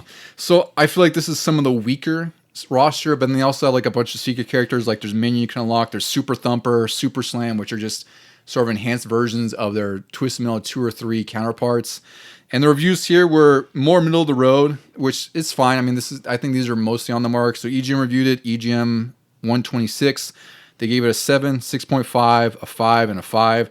Best feature, better than Twisted Metal 3. Yeah. Worst feature, concept is getting really old, which I understand. This is the 4th game in as many years. I think that's a fair thing to have, especially when it's still largely the same game for the most part. Not just old, but silly. Sillier, yeah. Sillier, yeah. The reviewer with a 7 said that 99 did a good job of making it a much better game than the 3, from the level design to the improved physics. One reviewer said, it's not Rogue Trip, and another said, I don't know why this game is updated and rehashed every year like a sports game. Yeah. They said it was much better than 3, and they really wanted something fresher and new. And just to note, because I think Rogue Trip was reviewed an issue or two earlier, the same reviewer who pointed out Rogue Trip gave that an 8 in November 1998. Wow. All those scores are crazy. 9, 8.5, 9, and 8. Yeah, so I really got to check that out because I totally dismissed it because, again, like I just thought it was another Twisted Metal clone, and it literally is because it was made by the Twisted Metal people, you know? Made better. It made better, yeah. So I know this game's only like $20. I'm probably going to have to pick it up somewhere, but I almost never see it. But I definitely want to give it a shot because that demo obviously was not enough for me, apparently. GamePro issue 136, they reviewed it. They gave it graphics 4.5, sound 3.5, control 3.5, fun factor 4. Dan Electra reviewed this one again. He said that he liked that there were a lot more weapons around the levels. He praised the card creator, which I guess we could talk about real quick soon too, because I forgot that was in there. And he praised the card creator because of its options and the ability to save up to 30. And he actually said the game is too fast and can be hard to control because of sensitivity. And he says it's improvement, but it's tough competition with games like Vigilante 8s, which also had been out at this time. It wasn't out before Twisted Metal 3 with those games I mentioned. Oh, that makes sense. I think it was around the same time, but that was a different developer as well. I remember liking Vigilante 8 when it came out. We loved it. Yeah, we really didn't play Twisted Metal 3 or 4 all that much because we were like, well, Vigilante 8 seems a little better. Yeah, we also played that multiplayer on N64, which I thought was a lot of fun. So yeah, I really love Vigilante 8. I played it recently, like within the last year recently on my 360. I was like, wow, this game is Twisted Metal 3 floaty. I forgot how crazy this is. It's pretty nuts. But yeah, the car carrier, I guess I'll briefly touch on that. So I went through it when I played through this again, and it is not nearly as robust as it would sound in 2000, which is, it makes sense, like it's 25 years ago.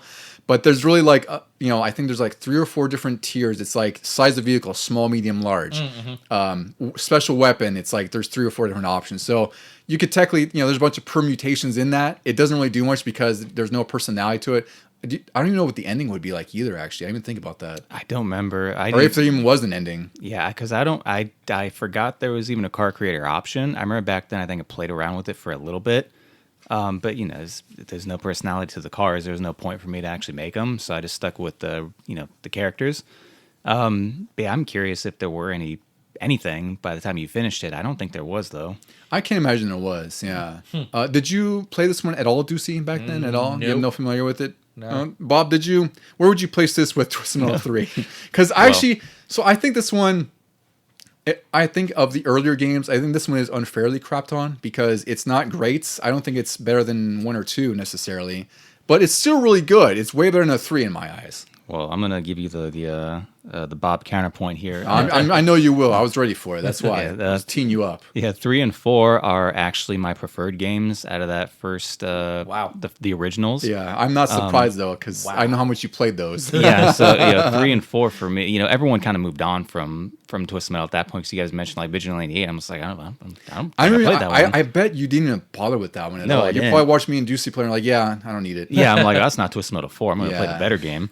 But I enjoyed 4 a lot, and enjoyed 3. So I preferred both of those over the first 2.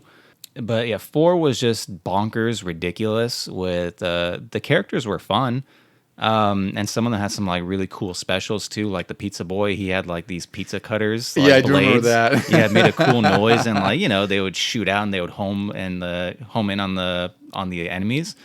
The game to me seemed more out of control than 3. Narratively and just how it played. Yeah. I remember there being a ton of slowdown with some of the bigger cars like Calypso and with the nuke and all that, which kind of took me out a little bit. Well, and also the levels were bigger, which I think didn't help it. Like, it's nice to have big levels, but I think that also didn't help the performance either because you have all that crap going on. Yeah, in particular, the levels were more creative because there's one level where it's like Sweet Tooth's bedroom, but it's like a kid's bedroom for some reason. I remember that. I remember there was a carnival one too, right? I think the carnival was the last level. That was one of the best ones. Yeah, and it was big, but all the levels were really fun. I had fun really throughout the entire game. The endings were silly and ridiculous. Some of them were kind of funny and humorous. Story was stupid as hell. Yeah. At this point, I was just like playing through to get the endings. And I was like, these are not impactful at all. They're not fun or interesting. Yeah, it didn't fully feel like a Twisted Metal knockoff, but it was pretty damn close to it. The one aspect that was really, really fun was that if you had a Game Shark, some of the codes you could activate made the game infinitely more fun. So there's one in particular where you could do rapid fire and infinite ammo. Yes. And there was something, and it wouldn't break the game, but it would make the game play completely different with those two things activated. So do you guys remember the ricochet weapon? Yeah. Where it was just it would build up momentum and do more damage once it bounced off of at least one surface. Yeah, it was just like that, perfectly round, goofy cartoon bomb. But you could shoot hundreds of them, and they would just bounce around the entire level. And if it was like a big one, like the carnival at the end, you would just and they would build up momentum. So what would happen is you would just fire off like 100 nonstop in a few seconds. And you would just have these things bouncing across the entire level. And then when it would hit somebody, they wouldn't just explode. It would throw the car and everything completely off the map into just the abyss of nothing. The floor is lava bombs is what it is. Yeah, and then the meter maid was like a cheap, great value outlaw.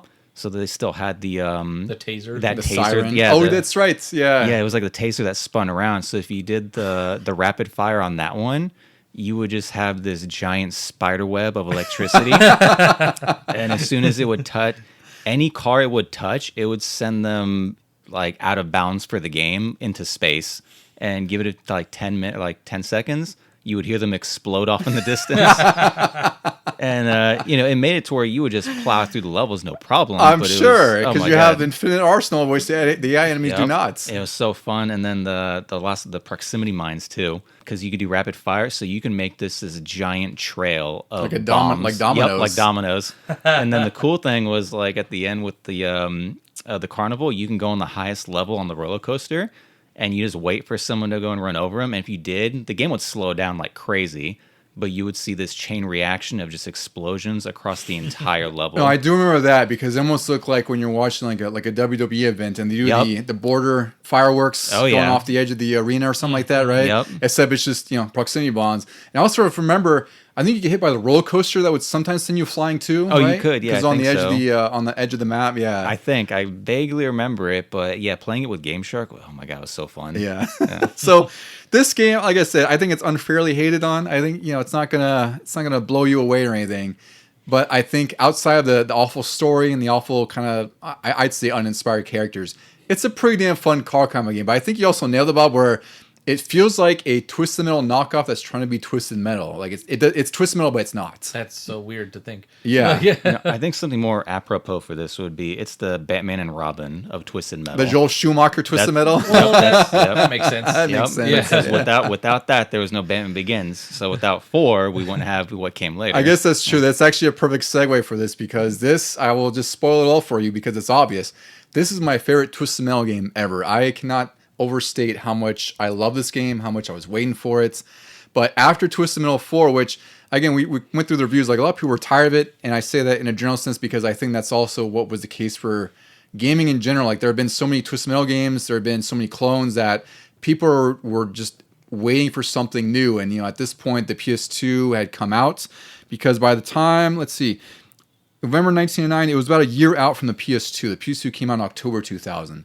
So once the PS2 came out, that was a lot of, that was probably the one instance where a lot of developers were like, okay, now we can afford to like reboot a series or do a new take on it, right? Because we have this brand new hardware that is, to my eyes, still today, probably the biggest generational leap from one to the other. Because now you have like PS4 to PS5, PS3 to PS5, whatever. But I feel like the leap I saw from PS1 to PS2 was truly just mind-blowing at the time. So it made perfect sense that Twisted Metal Black would come out, and that this was going to be the reboot that everyone was hoping for, and the one that we hoped for. This came out June 19th, 2001. So as of this recording, it just celebrated its 24th anniversary, which is pretty wild. This was published by Sony Computer Entertainment, developed by Incognito Entertainment. Incognito was founded by someone named Scott Campbell in 1999. And he led the development of Rogue Trip for single track back then. So again, he had experience with Twisted Metal and car combat, and it made sense that he was going to head this new studio to head this development of this game. David Jaffe will return for this, which was I think a big change for this, and you could tell significant because he was not involved in Twisted Metal 3 and 4. He was with I think single track still with GT Interactive, so he was doing stuff with Rogue Trip and whatever else. So he came back, and also he worked there. He worked there and left with most of the staff, and then later on he created Eat, Sleep, Play, which is the development company I was telling you about, where he made like Calling All Cars and Drawn to Life, these other games. Not Drawn to Life. I forgot what it's called. I mean, it was Drawn to Life. I don't know what the hell it's called. So this was well before that, but with this same development studio, they also developed a few other PS2 games after this. There was War of the Monsters, which I really liked. Downhill Domination, which was like this, I guess we'll call it extreme downhill mountain biking game. That was actually pretty cool. I don't know if you guys ever played that one. And I mentioned Calling All Cars, and of course there's the sort of reboot of Warhawk that came out on PS3.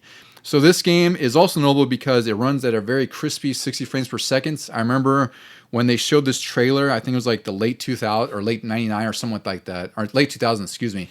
Bob and I were just like chomping at the bit for this thing. Like we could not stop rewatching that trailer over and over and over. I don't know if you remember that, Bob. I'm sure you probably do. Absolutely. I don't remember where we find that trailer back then. It was probably GameSpot.com. Like we had the internet then, so it was just where it's not like now you go on YouTube and pull up anything you want. Back then, it's like you really had to source your news and see what's posting up, whatever. And it was pretty significant finding it. Like holy crap! And then it was, not to get too deep into it too early, but like, there's so many aspects of this game that. Correct me if I'm wrong, but I don't recall any game around that time being anything like it at all. No, this tone was really, really dark. I mean, they even said that it was inspired by Silence of the Lambs and Seven, which, I mean, you played through a couple of characters in this game, you could see 100% that's what's influenced by. Yeah, and like thematically and just from a storytelling perspective, I don't recall any game similar to this at all around that time, and I felt that it went to places narratively that that a lot of games didn't, and it started it opened like a door to where other games kind of followed that same, not same style, but they kind of took the restraints off a little bit because they realized they could get darker without getting as much trouble as they would have in the 90s. Yeah, and I remember I think we saw one of Sweet Tooth's cutscenes online early. And I remember, I don't think they bleeped out him saying, I don't know if I can say the F word, but like we heard him say the F word and we were like, what? We've never heard that before. Yeah. And like, I don't, I was like 15 at the time. I was like, what? Well, you're not expecting that coming off of 3 and 4. That's also true. Like we had pretty recent history with 4 still, because we probably playing it a little bit back then. Yeah, but I don't recall any video games back in 2000, 2001 where a character was cursing like that at all. I feel like this was a reboot for the entire genre because the market probably got flooded with all those copycats. Vigilante 8, even weird ones like there was that Star Wars car. Oh, Star Wars Demolition. That's right. Yeah, car combat game, but that was on PS1 also. Like PS1 and Dreamcast. Yeah, and so I feel like the previous generation was getting too many of these, and everybody was getting tired of them. Not just Twisted Metal, but all of them. And so it kind of went to bed for a while. And then when Black came back, it was like holding the flag for a new generation of them. But I don't know. This was mid 2001. So after September 11th, I wonder how much was still wanted to be this edgy. Oh, I don't know. I'd imagine, they probably been a little bit more reserved because I think everyone was sensitive after 9/11. Because I think in Black, isn't there a spot on one of the levels where you can bring down a jet? Yep. A jumbo jet? Yeah. Well, that's how you unlock Yellow Jacket, actually. Yep. Yeah, you have to I think it's use the first gas level. can. Yep, gas can, and you have to lob it at the plane, and you gotta shoot the plane down. Yeah, and it crashes into this warehouse building, and then I don't know I think you go in there and you collect something. It says Yellow Jacket's been found or something like that. Yeah. So the theme of this game, if we haven't hammered it before, is just immensely dark, and I love it. Like, I mean, people now might say it's really edgy, cringy, whatever. I don't care at all. I don't give a shit what you say. To me, this was a different Twisted Metal. It's just, I mean, even Jaffe said it himself. He says that the PS2 had allowed them to make the game that they actually wanted to in 1993. Like, this is what they ultimately had the vision for, and now they're finally able to do it. And Calypso in this instance was inspired by Hannibal Lecter, which again, if you played the game, you could easily see the similarities between the two. And while the premise is the same, where he invites contestants to play in a tournament, this is a lot more darker because now he visits a mental hospital called Blackfield, and he offers basically all these mental patients a chance at freedom and to gain whatever they wish. And they still get one wish, don't they? But they get one wish, yeah. But the difference is they're all from the asylum. They're all from the asylum, and all these characters are very dark. There's not really any redeeming qualities about any of them. And there's some really wild, insane stories in this game. Like the preacher, for instance, you find out, like, I forgot what his wish is, but it ends up coming out that, like, he's, I think he's trying to say, like, there's demonic forces in the world or something like that, right? He's under the impression that he was possessed by a demon That's at one right. point, and he wants Calypso to like excise it or something. And you find out that he's like, he's a priest, so he's like, I guess he like drowned the baby in like holy water or something crazy like that. And there's some other. Because he thought the baby was a demon. Right? Yeah, right. And so it's like there's some really, you could say it's edgy, but there's some really dark stuff in here. Like Mr. Grimm's in here, and he was like a Vietnam War vet who was a cannibal to survive. And I forgot what do you remember what his twist was too? I don't remember what that was. He got him and his friend were drafted into the Vietnam War. Yeah. They shot his friend. They captured him, threw him in a hole. And then I guess the advisor, to the army in Vietnam, he was pretty privy to torture. So what he did was he pretty much forced him. He wasn't feeding him, so he pretty much forced him to eat his friend in order to survive. Yeah, yeah, and that's also crazy too because the character designs are all, again, really. I hate to use dark over and over, but they're really just torturous in some instances. Like.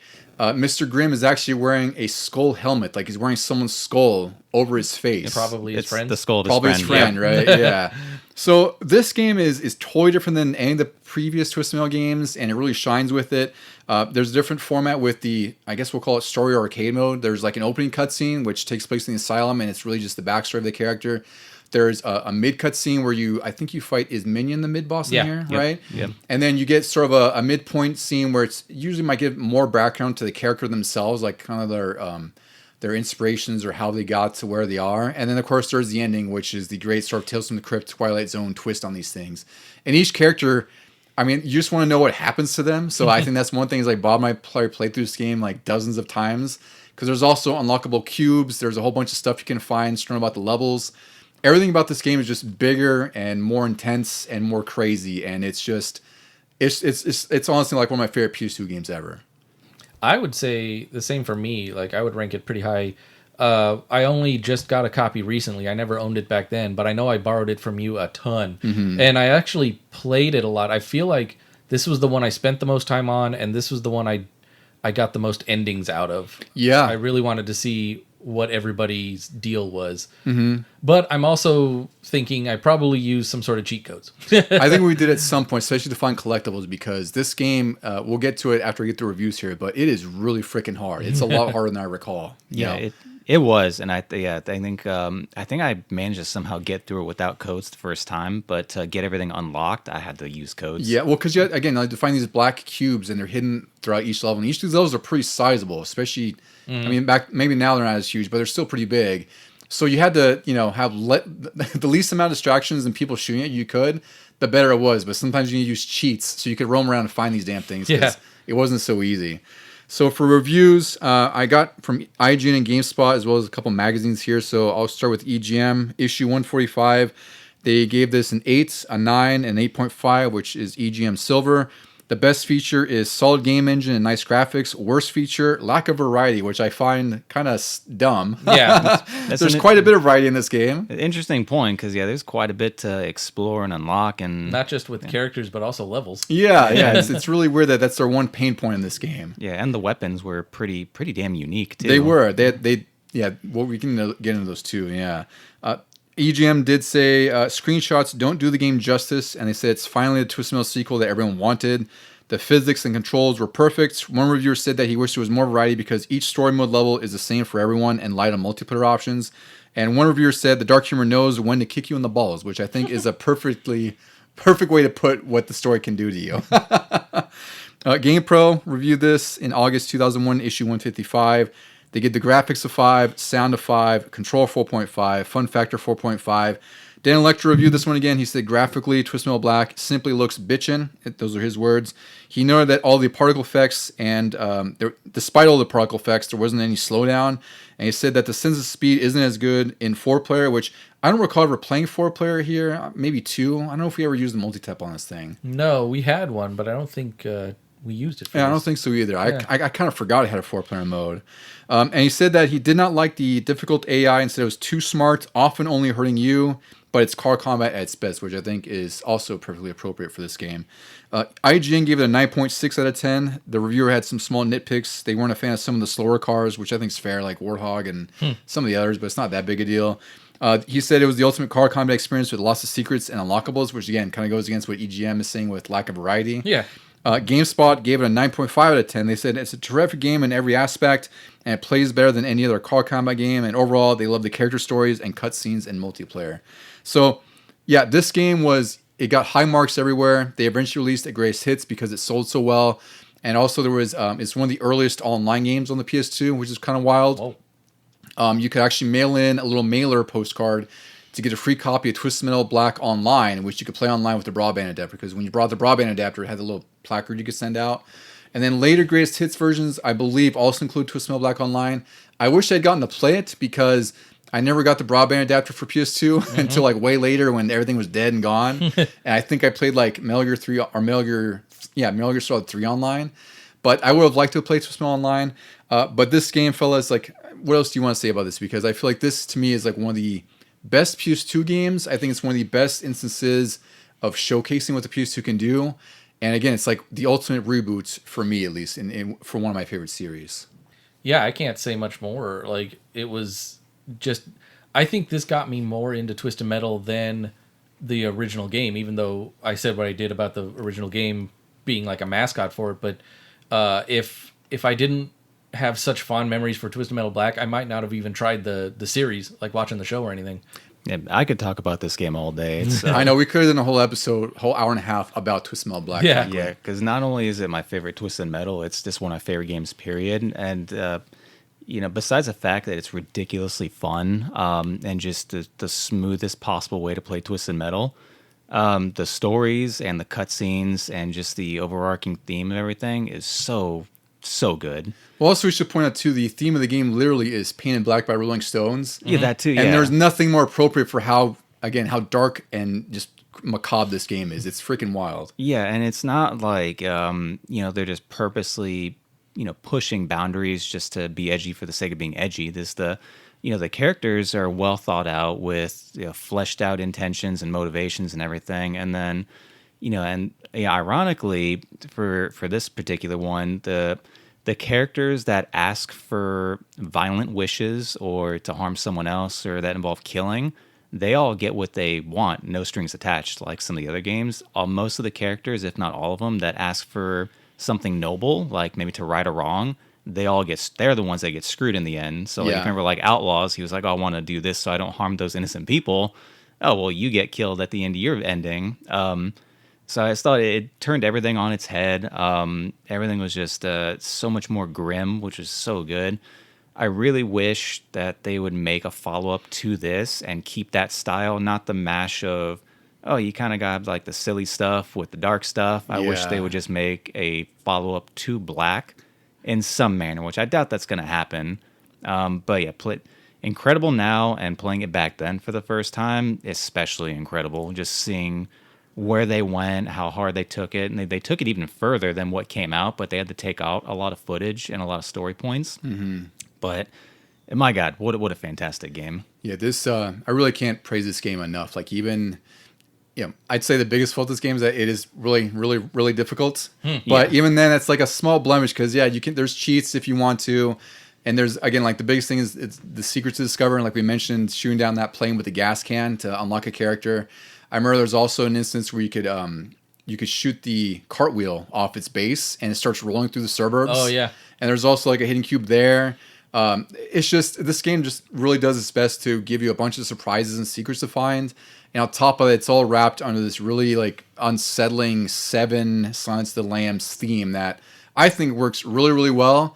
And maybe it's cheesy these days. I don't really care because I think it's still, there's so much fondness for it. And the stories, they're pretty wild and out there, but they're really interesting to listen to. And everyone has a pretty interesting story, I would say.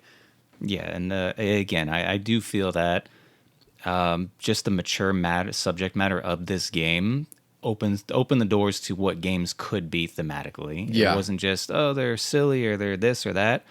This had a pretty well thought out, fleshed out, detailed story and narrative. Again, I talk about it all day, but it is good. My favorite Twisted Metal game, probably one of my favorite games ever. For me, easy as well. I'm all the same points and I would say this one's also inexpensive to find, and more importantly, you could find it on PS Plus because it is a PS Plus game. It's worth trying, even if you can't get past the first couple levels. Yeah. Once you kind of get your bearings in it, it's not as bad. But you just have to be constantly on the move and realize everyone's out to get you no matter what. Yep. Yeah. So the next game, this one's a little bit more divisive. Bob, I know you're a fan of this one. Oh, absolutely. Absolutely. Yeah. So this one, it's a little bit different. So we have the most mature adult Twisted Metal you can imagine, and now we have the kiddiest Twisted Metal you can imagine. And this is Twisted Metal Small Brawl. This came out November 27, 2001. It was published by Sony Computer Entertainment and developed by Incognito Entertainment. This was also a project that they were doing sort of concurrently with Twisted Metal Black. And it's interesting because I was looking up videos for this, and I saw that one of the developers, David Goodrich, he was a designer and artist. He was just randomly commenting on the videos, like about little developer tidbits and giving info about stuff. He basically said that this game was originally going to release on PS2, but they didn't want to cannibalize sales from Twisted Metal Black or online because his team was also working on Twisted Metal Black Online, which again, it's Twisted Metal Black, but they had online enhancements. Imagine the confusion. It would have been so weird. It would have been so weird. Like, what the hell is this? Yeah, parents going to Kmart and be like, I think this is the Twisted Metal they want. Yeah. But what happened with that is because they started development on PS2, and I guess they made a decision at some points early on they say we have to put this on PS1, and that required them to rewrite the entire game engine. So he said overall, we probably had a solid 7 months to actually develop this game, which I think will explain a lot for what this game did and what it was, because it's not a very good Twisted Metal game at all.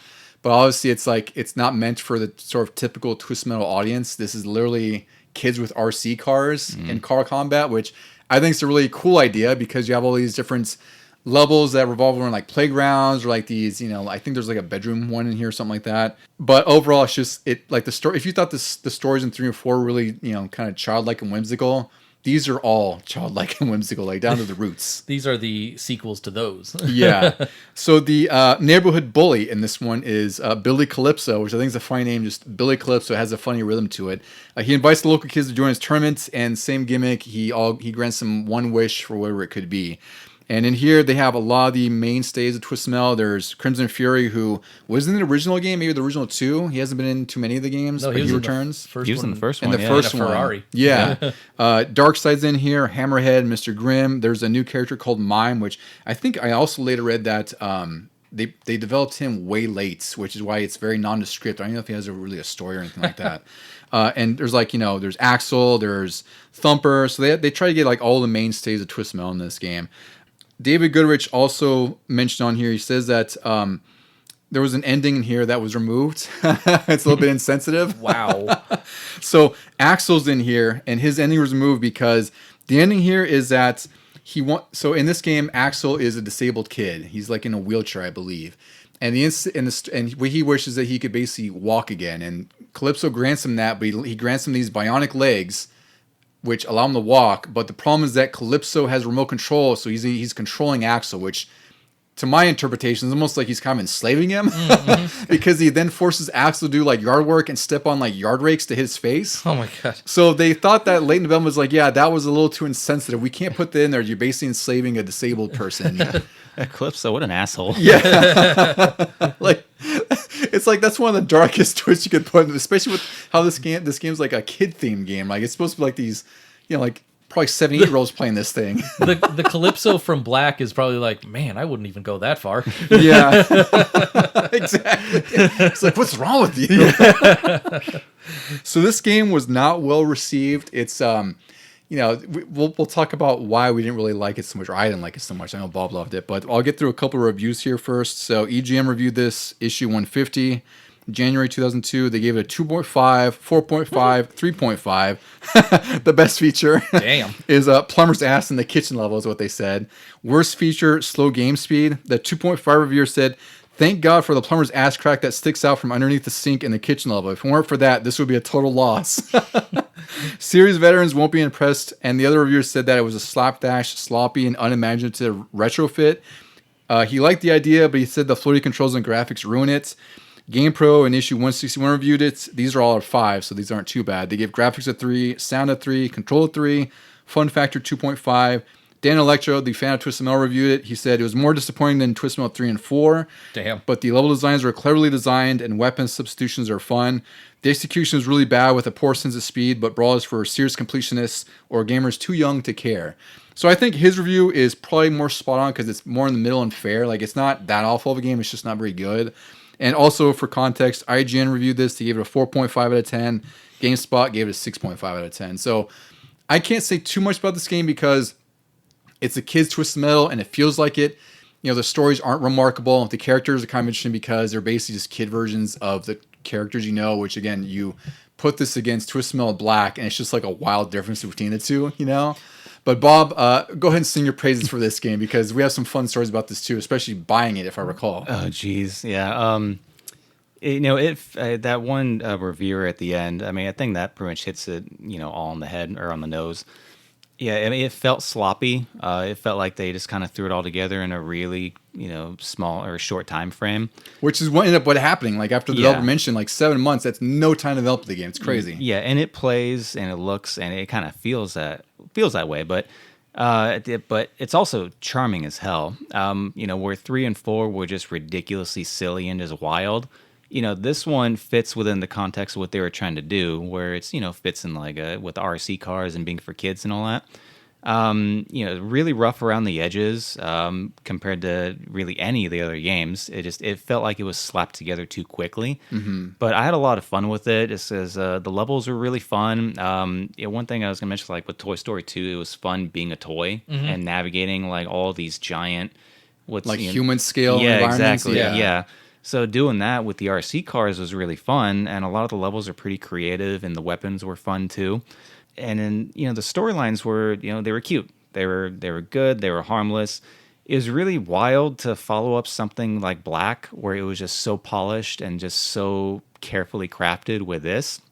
But again, if they're on a time crunch, it explains everything. It does. It does. Yeah, it's hard to fault this game too much because it's. They only had so much time, and it's hard.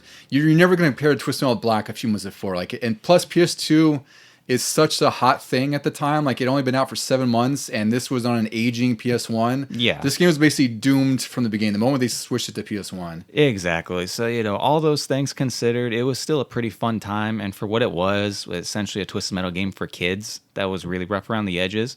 It was a lot of fun to play. And then, ironically, it was, maybe because it was made for kids, I was able to get through all of it, no problem. Yeah, I'm sure. So I was able to get through all of it. I was able to unlock everything too, which was great. But I had a lot of fun with it. I think a lot of it is probably nostalgia too, because it was at the tail end of what, the PS1. Yeah. And again, I think, my affinity for, not so great, more crappy games is there's just this sense of, all right, well, I'm enjoying this and no one else is, so it's kind of like my game to enjoy. Yeah. Again, it's like, it's not terrible. Like, I played a little bit of it recently because I got a copy because it's starting to get expensive. This one's going up there. It's like $70-$80 now or something like that. It's pretty wild. Yeah. But, it is slow. It's not a particularly good looking game, but you could play worse. You could always play worse. Yeah. How many games can you name that were told to go back a generation because they were already planning this on the PS2 and programming it? Whereas usually you're like, oh, we started something like Resident Evil 0 on N64. Oh, yeah, and you went forward. And they went forward, and then that get like maybe a shorter development time. But this is going backwards and then expecting something from that. I would say in a certain sense, Nightfire, because that was supposed to, not for Asian Fire, because that was supposed to, the world is not enough, or did I have it backwards? There was one that was supposed to be on PS2. Agent Under Fire was supposed to be The World Is Not Enough on PS2. Oh, okay. So I got it backwards then. Okay, so that wasn't it. Yeah, I'd have to look into that because I don't imagine there's not many series that had one starting out for the PS2 or wherever it was. And they were like, no. They're like, no. Make it crap. Let's just, let's not cannibalize sales. Let's just ruin the sales for the game you're working on. Yeah. That's really what they're saying. Yeah, I mean, I imagine if it was on PS2, it would have been pretty damn fun. Well, they would have they would have been able to use what they were working, because I think, again, like that, we keep saying it, but it's like that's what sucks for them is like they had all whatever work they had done basically thrown away to go backwards on the PS1. Think of the marketing too. You could make double packs and then it would be great. Like a parent could get Twisted Metal Black and then have Small Brawl for their kids. Yeah. And then accidentally give Black to the kids. Yeah. Oops. I didn't take it out of the tray. Overall, so this one's a little bit harder to find, I would say. I don't know if I'd go seek it out necessarily unless it ends up being a PS Plus game at some point. Just look up some videos, get an idea for what it is, because it is a piece of Twisted Metal history. It's just not a very good one, unfortunately. Oh, hey, we can't forget about the odyssey of buying this thing. Oh, I told you, yeah. I guess we can mention that for some context. Again, Bob and I used to love Kmart's because that's where our parents would always take us before Target opened up in our town.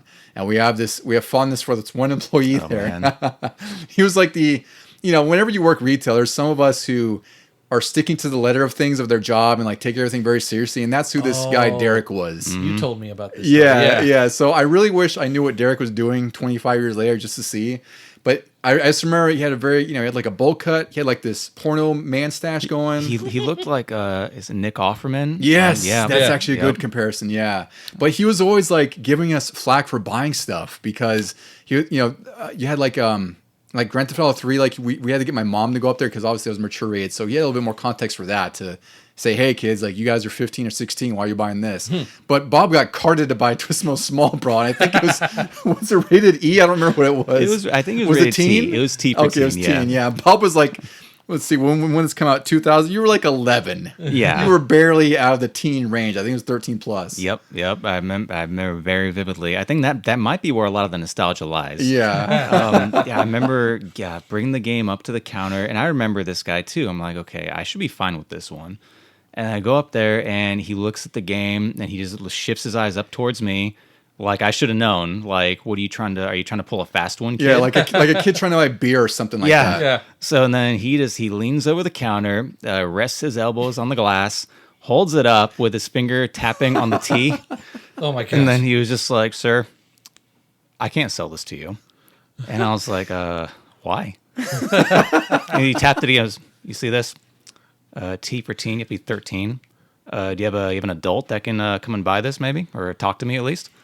I was like, I guess I'll go find someone. And then I got our aunt, because she was buying it for a Christmas present. She was like, "Oh, just go get it. Here's the money." Yeah. And I was like, I did not think I had to go fetch you like half the store away because I'm being carded for Yeah. Small Brawl, where it's got a little kid sweet tooth on the cover With an RC car. With an RC car. Yeah. So I was like, oh my goodness. So, Good for him doing his job. It's just that guy. He's so funny because he was just. I have so many memories of Kmart and going to the electronics place for him because he was the electronics clerk at the time and always selling us games and stuff. And super nice guy. It's just Yeah. funny when we're doofus teenagers trying to buy stuff we're not supposed to, and he's trying to keep his job. Yeah, well, because back then, they took it much more seriously now because, it's, things are much different now buying those type of games. But I remember back then when there's talk of just whatever crazy censorship nonsense. and whatever else might have been going on. At the time. Exactly. Yeah. But I swear, man, did he, when we got, was it Grand Theft Auto 3, that was there, right?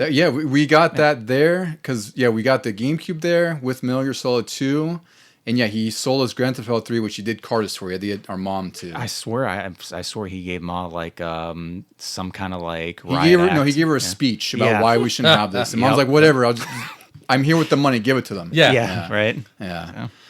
All right, guys, we're getting down to the last couple games here, so we could I don't want to say breeze through them. We'll talk about these at necessary length here.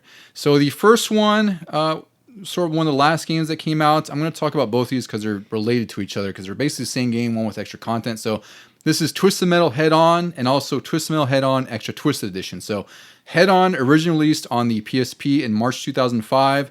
It was also developed by Incognito Entertainment and published by SCE. And Extra Twisted Edition, which is the PS2 version of this game, that was released in February 2008, was developed by Eat Sleep Play, so it was David Jaffe's company at that point. So this game is a direct sequel to Twisted Metal 2. It technically ignored Twisted Metal 3 and 4, and like that in Smart. this game's regards, they didn't consider that canon necessarily. And this is the only portable Twisted Metal game in existence. It's also the first game in the series to include online play, which is really cool that the PSP did that back then. I didn't get to play online because I don't think we had good Wi-Fi at the time, and I barely got to play it back then. But this was a really fantastic PSP game. It's really gorgeous. It is very much like Twisted Metal 2, like some of the environments are also the same. It has a lot of the characters in this game. And also marks the return of Crimson Fury from not Small Brawl, but from the original game, which he hadn't appeared in the game since Twisted Metal 1 until Small Brawl and this. So he was a big notable one.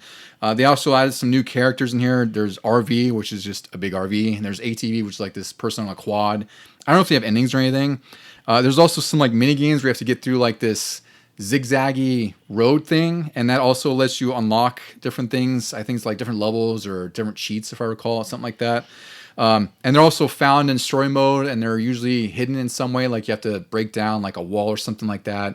So this game does a lot to keep the Twisted Metal 2 variety intact, and this was one of the earliest PSP games I got, and this is also one of the more, like I mentioned, like one of the most visually impressive portable games, especially for back then. Like it looked like a PS2 game, but portable. Do you remember playing this one much at all back then, Bob? Yeah, whenever I think of PSP, besides the UMD movies, this is the first Twisted thing. Metal? Yeah, this is the first thing I think of because I remember I actually went through it all the way back then, and I thought it was cool to have it portable. That was awesome.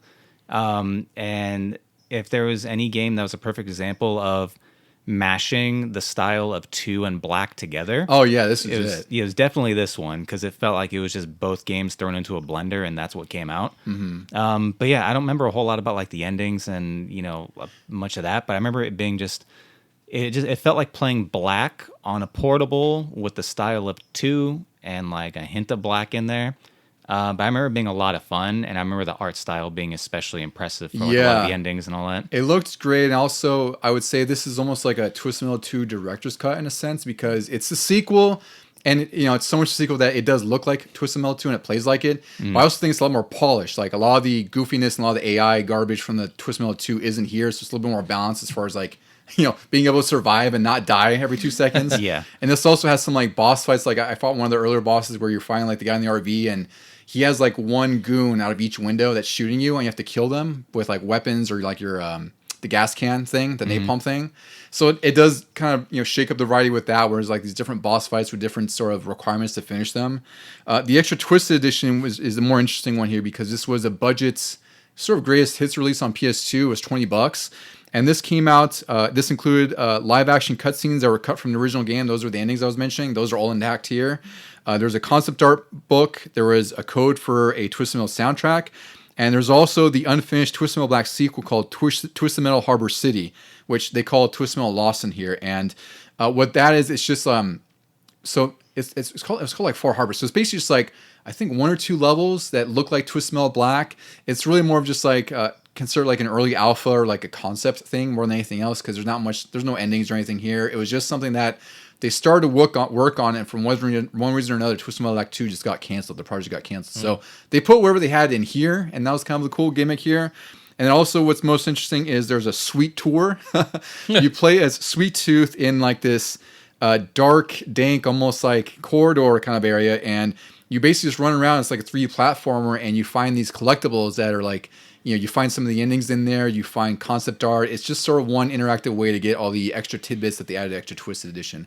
So this is really sort of a, again, this is actually more of a director's cut of the PSP game more than anything else because it's sort of, the graphics look a little bit better because it's on PS2.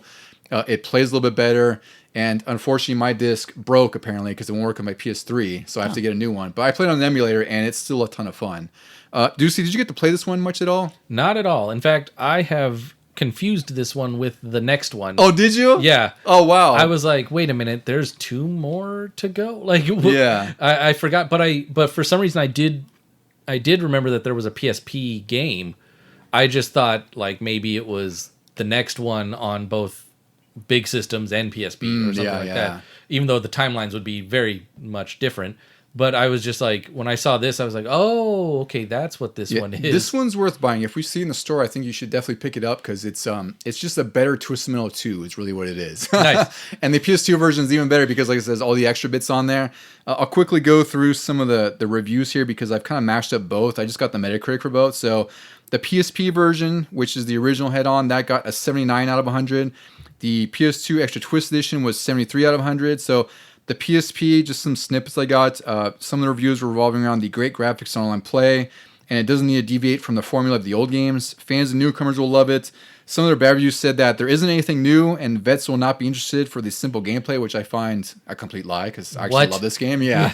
Like, this is what vets wanted, if anything else. Yeah. Right? It's pretty good, Oh, return the form, please. The extra Twisted version had some similar positive and negatives, obviously, because it's largely the same game, and some were critical that it was a 3-year-old port of a PSP game, so it may not appeal to everyone except fans of the series. And they said you're still better off buying Black. I'm like, well, I agree that too, but this is still $20 right at the launch, and it's worthwhile. And it's also... this is also on a nearly 8-year-old system, right, at this time, on 2008 for a PS2. PS3 and 360 have been out for at least 2 to 3 years at this point. So, oh, wow. So it's a bit of a disparity when you're looking at those modern next-gen games and you got a PS2 release that's support of a PSP game. So for me, $20, it's negligible, right? It's not a big deal. I think you'll enjoy your time with this one. And you have to wait how long before you get an official Twisted Metal on the next gen, so might as well go back to this one. Like, this is the best you'll get for a long time. Yeah. Which I guess will carry us into the final game we're talking about, which is simply titled Twisted Metal, released February 14th, 2012. This was developed by Eat Sleep Play and published by Sony Computer Entertainment. This one took 3 years to develop, and it was tentatively called Twisted Metal Apocalypse before that concept was dropped, even though when you play this, you could definitely tell it sort of has an apocalyptic theme. That's a really hard thing for me to say. I feel like that's what the show leaned on, was this version. I think it did, for sure. Absolutely, yeah. This started as a downloadable PS3 game before the publisher asked for it to be a full game, and it was shifted to a $40 multiplayer game, kind of like Warhawk and SOCOM had transitioned to, which, for better or worse, I think for worse in a lot of instances, because this game, I love this game, but it has some faults, which we'll talk about. And also, Sony also forced the online pass system, which I forgot about. But I don't know if you guys remember this. This was a big thing in like the early 2010s where publishers are trying to cut down on used game sales, and they have these online passes. So if you want to play Oh, online, yeah. you had to buy the game brand new, so you get the stupid code to redeem, and it unlocks like this digital key that allows you to play online. Otherwise, you have to pay, I think it was like $10 for an online pass if you want to play online. When I booted this game up and I played on my PS3, it said like, "Oh, you don't have an online pass. Do you want to get one?" I was like, "Oh God, I forgot about this garbage." I'm glad that died, but it's a relic of the past. Was that only for online play? At least you could Only for online play, you could still do a exactly. single? Yeah, which I mean the servers are down now anyway, so it's Yeah. not a big deal. It's just funny that I saw that message when it popped up. Yeah. And also this has a really heavily licensed soundtrack that I forget about. There's people like Wolf Mother on here, Ghostface Killer, Iggy Pop's in here, Rob Zombie, Judas Priest, NWA, Oh. Avenged Sevenfold, Sepultura, and even Sammy Hagar, which when I heard that playing this, it instantly reminded me of Back to the Future 2 when you see Biff's tower. Yeah. Yeah. So the format of this game, it's still car combat, but it's definitely a different twist of metal, and I think it's a twist of metal that I don't like as much as the other games, because this is definitely multiplayer centric first and foremost. Like the moment you boot it up, it just feels like it's a generic, I don't say generic, that's too strong a word, but a watered down twist of metal, because there's only 3 main drivers in this game that you play as that have a sort of main story, which immediately turned me off when I played this.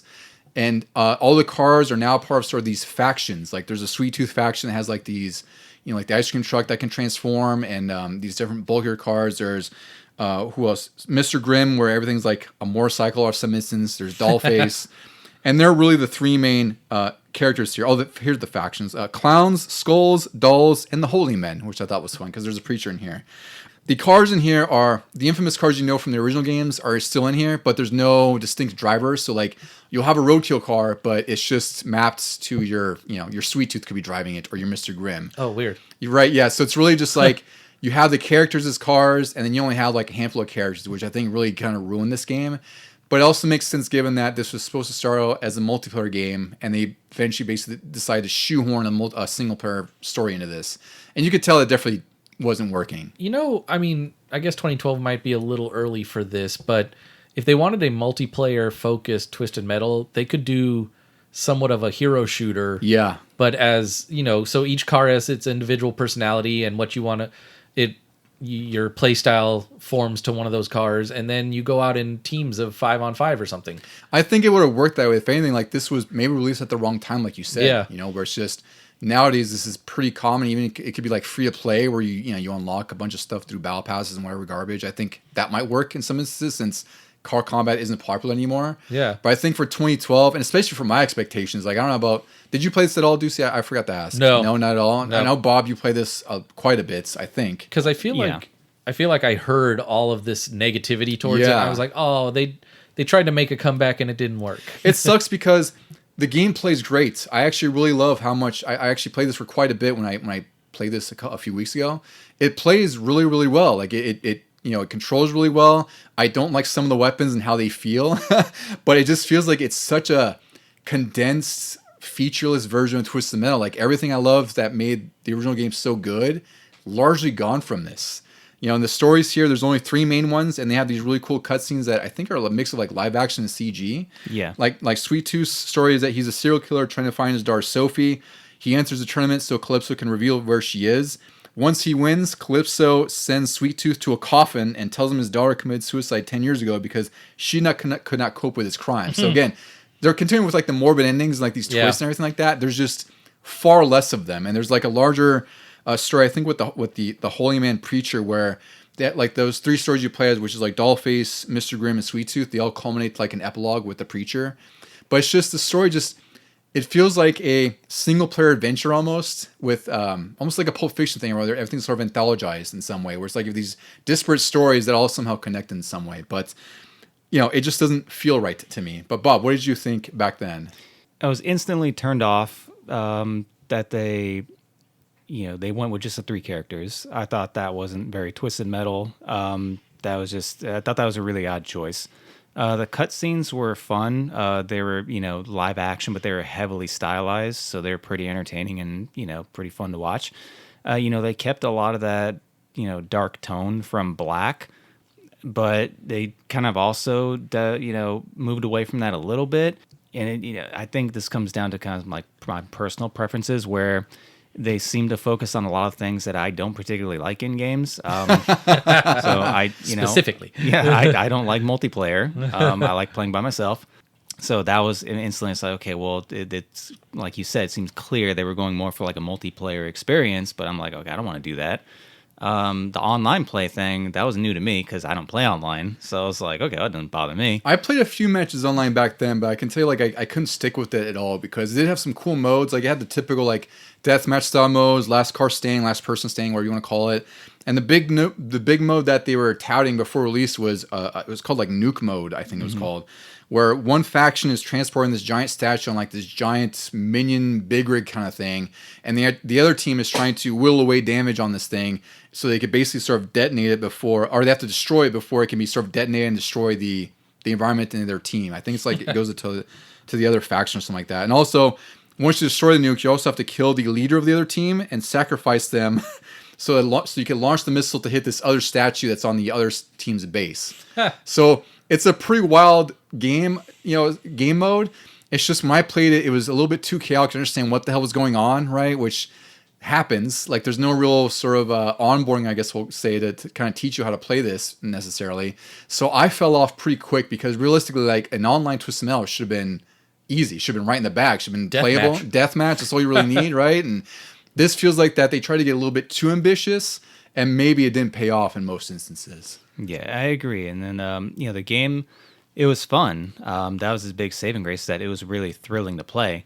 But as far as Twisted Metal, it was a big disappointment that, that's what it ended up being on, next gen PS3. Is that they went that route. Amazing on PS3. Yeah, and I don't know if it's the same for other people, but for me, the big selling point was the stories, the narratives, the endings, the characters, all this. And when you like, okay, well, there's 3 of them. And it's almost like you're playing through an anthology. Yeah, like, okay, well, that's not particularly enticing. And I was not a big fan, even though 3 and 4 did this. I wasn't a big fan of doing all the licensed music as well. It was weird because as much as I like some of the music in here, it doesn't fit with what Twisted Metal is. Yeah, because you have that playing over the game. Like, it's different when Paint Black's on the title screens and menus. Yeah, but it's different when you're hearing, I Can't Drive 55 by Sammy Hagar and I'm destroying cars in front of me or something, Yeah, and I remember playing it and I was like, this is okay. It felt more like custom soundtracks than the game. And then I remember at one point I was taken aback, so I was like, okay, I like the song, but they started playing Straight Outta Compton. And I was like, okay, that's fun. It makes it a little more thrilling and exciting. Fit. Yeah. So just only if there's an LA level. Yeah. Tonally, it was off. I thought it was just they got to get overly ambitious. It was still really, really fun, but as far as Twisted Metal goes, I'm like, no, thank you. It was fun to play, but it's not something where I'm like, I'm going to play that a few more times. I wish they could make a pure Twisted Metal game with how this game plays because it's really, really fun. It has some really cool ideas. It just feels so neutered and so, I don't want to say soulless, but it feels soulless. No, that makes sense for games of the time. Yeah. A lot of them tried to do the multiplayer thing and that was like the thing to do. And this it didn't fall flat. It just kind of missed the mark a little bit. You could call this any other thing, like Cars and Rockets or whatever. You could have, yeah. Yeah, and then that's all it is. It doesn't feel like a Twisted Metal. You're right, because if it wasn't for the fact that they had Sweet Tooth, Mr. Grimm, and Dollface, and arguably The Preacher, this could have been any other car combat game you can imagine. It could have been just anything else. Yeah, and then call it being stuck in the past, but when they're reinventing the wheel for certain games, or trying to, with like Twisted Metal, it's like, okay, you don't need all this crazy multiplayer. You don't need all these crazy features. You don't need to be playing pretty much a Michael Bay movie when you're playing it. Mm-hmm. It's just do straightforward Twisted Metal, keep it the way it is, but freshen it up in different manners than just trying to shoehorn. Okay, well, it's gonna be a crazy multiplayer game, or they floated the open world. And I'm like, why would you need Twisted Metal to be open world? But again, that could just be stubbornness on my part. But actually, all the things they tried, I was like, I'm not a huge fan of this. After seeing the series now, you could do sort of an open world. I think they could, because how awesome could it be? And again, despite my complaints of open world racers and traveling, I think it'd be so cool if you would travel these different sort of venues or tournaments of sorts, right? Or different skirmishes and everything, or there's stuff that could happen in the interim while you're traveling these things, right? Like there's sort of you're in someone else's territory and they attack you. Look at in the show they said that when the further east you get, there's those really bad storms. Yeah, exactly. That could mess you up in certain matches too. Yeah. And I'll note here too, like the reviews for as middling as we sound, that's really what the reviews were as well. This got a 76 out of 100 on Metacritic. So some of the more positive reviews said that it had an enjoyable and challenging single player and incredible multiplayer support, but it falters with the storytelling, only including 3 players, which they thought was a weird choice. And it embraces traditions of the series, which I think that it does excel that in some respects, obviously, not in the story respects that we mentioned. And some of the weaker reviews said the campaign is miserable and was an afterthought, which I completely agree with. I wouldn't say miserable, but it was definitely an afterthought. And another review said that it had limited multiplayer modes with shoddy graphics, which I don't agree with. Like the graphics here, pretty damn good for the time in 2012. They looked really, really nice, and it ran really, really fast. Like all the environments were really dense. Was it 60 frames? Yeah, it looked like it to me. It was really nice. Crisp and fluid. Yeah, it was really nice. So this is one of the more flawed Twisted Metal games where I wish it was better, right? But it's not a bad game. It's just it didn't have a lot of what made me love Twisted Metal to begin with, if that makes sense. Yeah, I agree. It wasn't a bad game at all. And again, I don't find really many games bad. It was just disappointing. It's just fine. Yeah, it was fine. It had a lot of thrilling moments. But as far as Twisted Metal goes, yes, something else would have been nicer. Yeah, this is the weakest of the bunch for sure. All right, guys. Well, we made it through the entire series. Damn. After a little bit of a while here. Yeah, so I guess, I spoiled what my favorite was, but I guess if we want to go around the table very quickly before we wrap up here and say what's your favorites and maybe honorable second or third place Twisted Metal was. For me, it was obviously Twisted Metal Black, and I think I have to put Twisted Metal 1 right behind that. And then maybe Twisted Metal Head On after that because I felt like that was the best Twisted Metal game that was a little too late, because it was like 2005 or what it was. In the second half of their lifetime. Yeah. No, I'd be the exact same. Twisted Metal Black and then Twisted Metal 1. Merely because Twisted Metal 1, all the memories we had and how it got me into the series. And then Black was definitely the pinnacle. Yeah, the peak, and I don't think it ever got nearly as good since, frankly. Bobby. Yeah, I'm going with Twisted Metal Black and Twisted Metal 3. Yeah, I knew that. I wanted to get that in there. That's why you had to runner up. Yeah, I knew I was going to go with that. Yeah. All right, friends. Well, we've reached the end of our Twisted Metal marathon. Hopefully, by the time you listen to this, you'll be able to watch season 2 or at least catch up on season 1. And if you want to reach out to us, you can reach out via email at legiongamingpod@gmail.com. We're also on Instagram or anything else at Legion Gaming Podcasts. And if you want to reach out to us on Blue Sky for some reason, we're at legiongamingpod.bsky.social. Bob and Ducey, any final words for our friends who might want to go for one last wish with Calypso? Just press start to continue.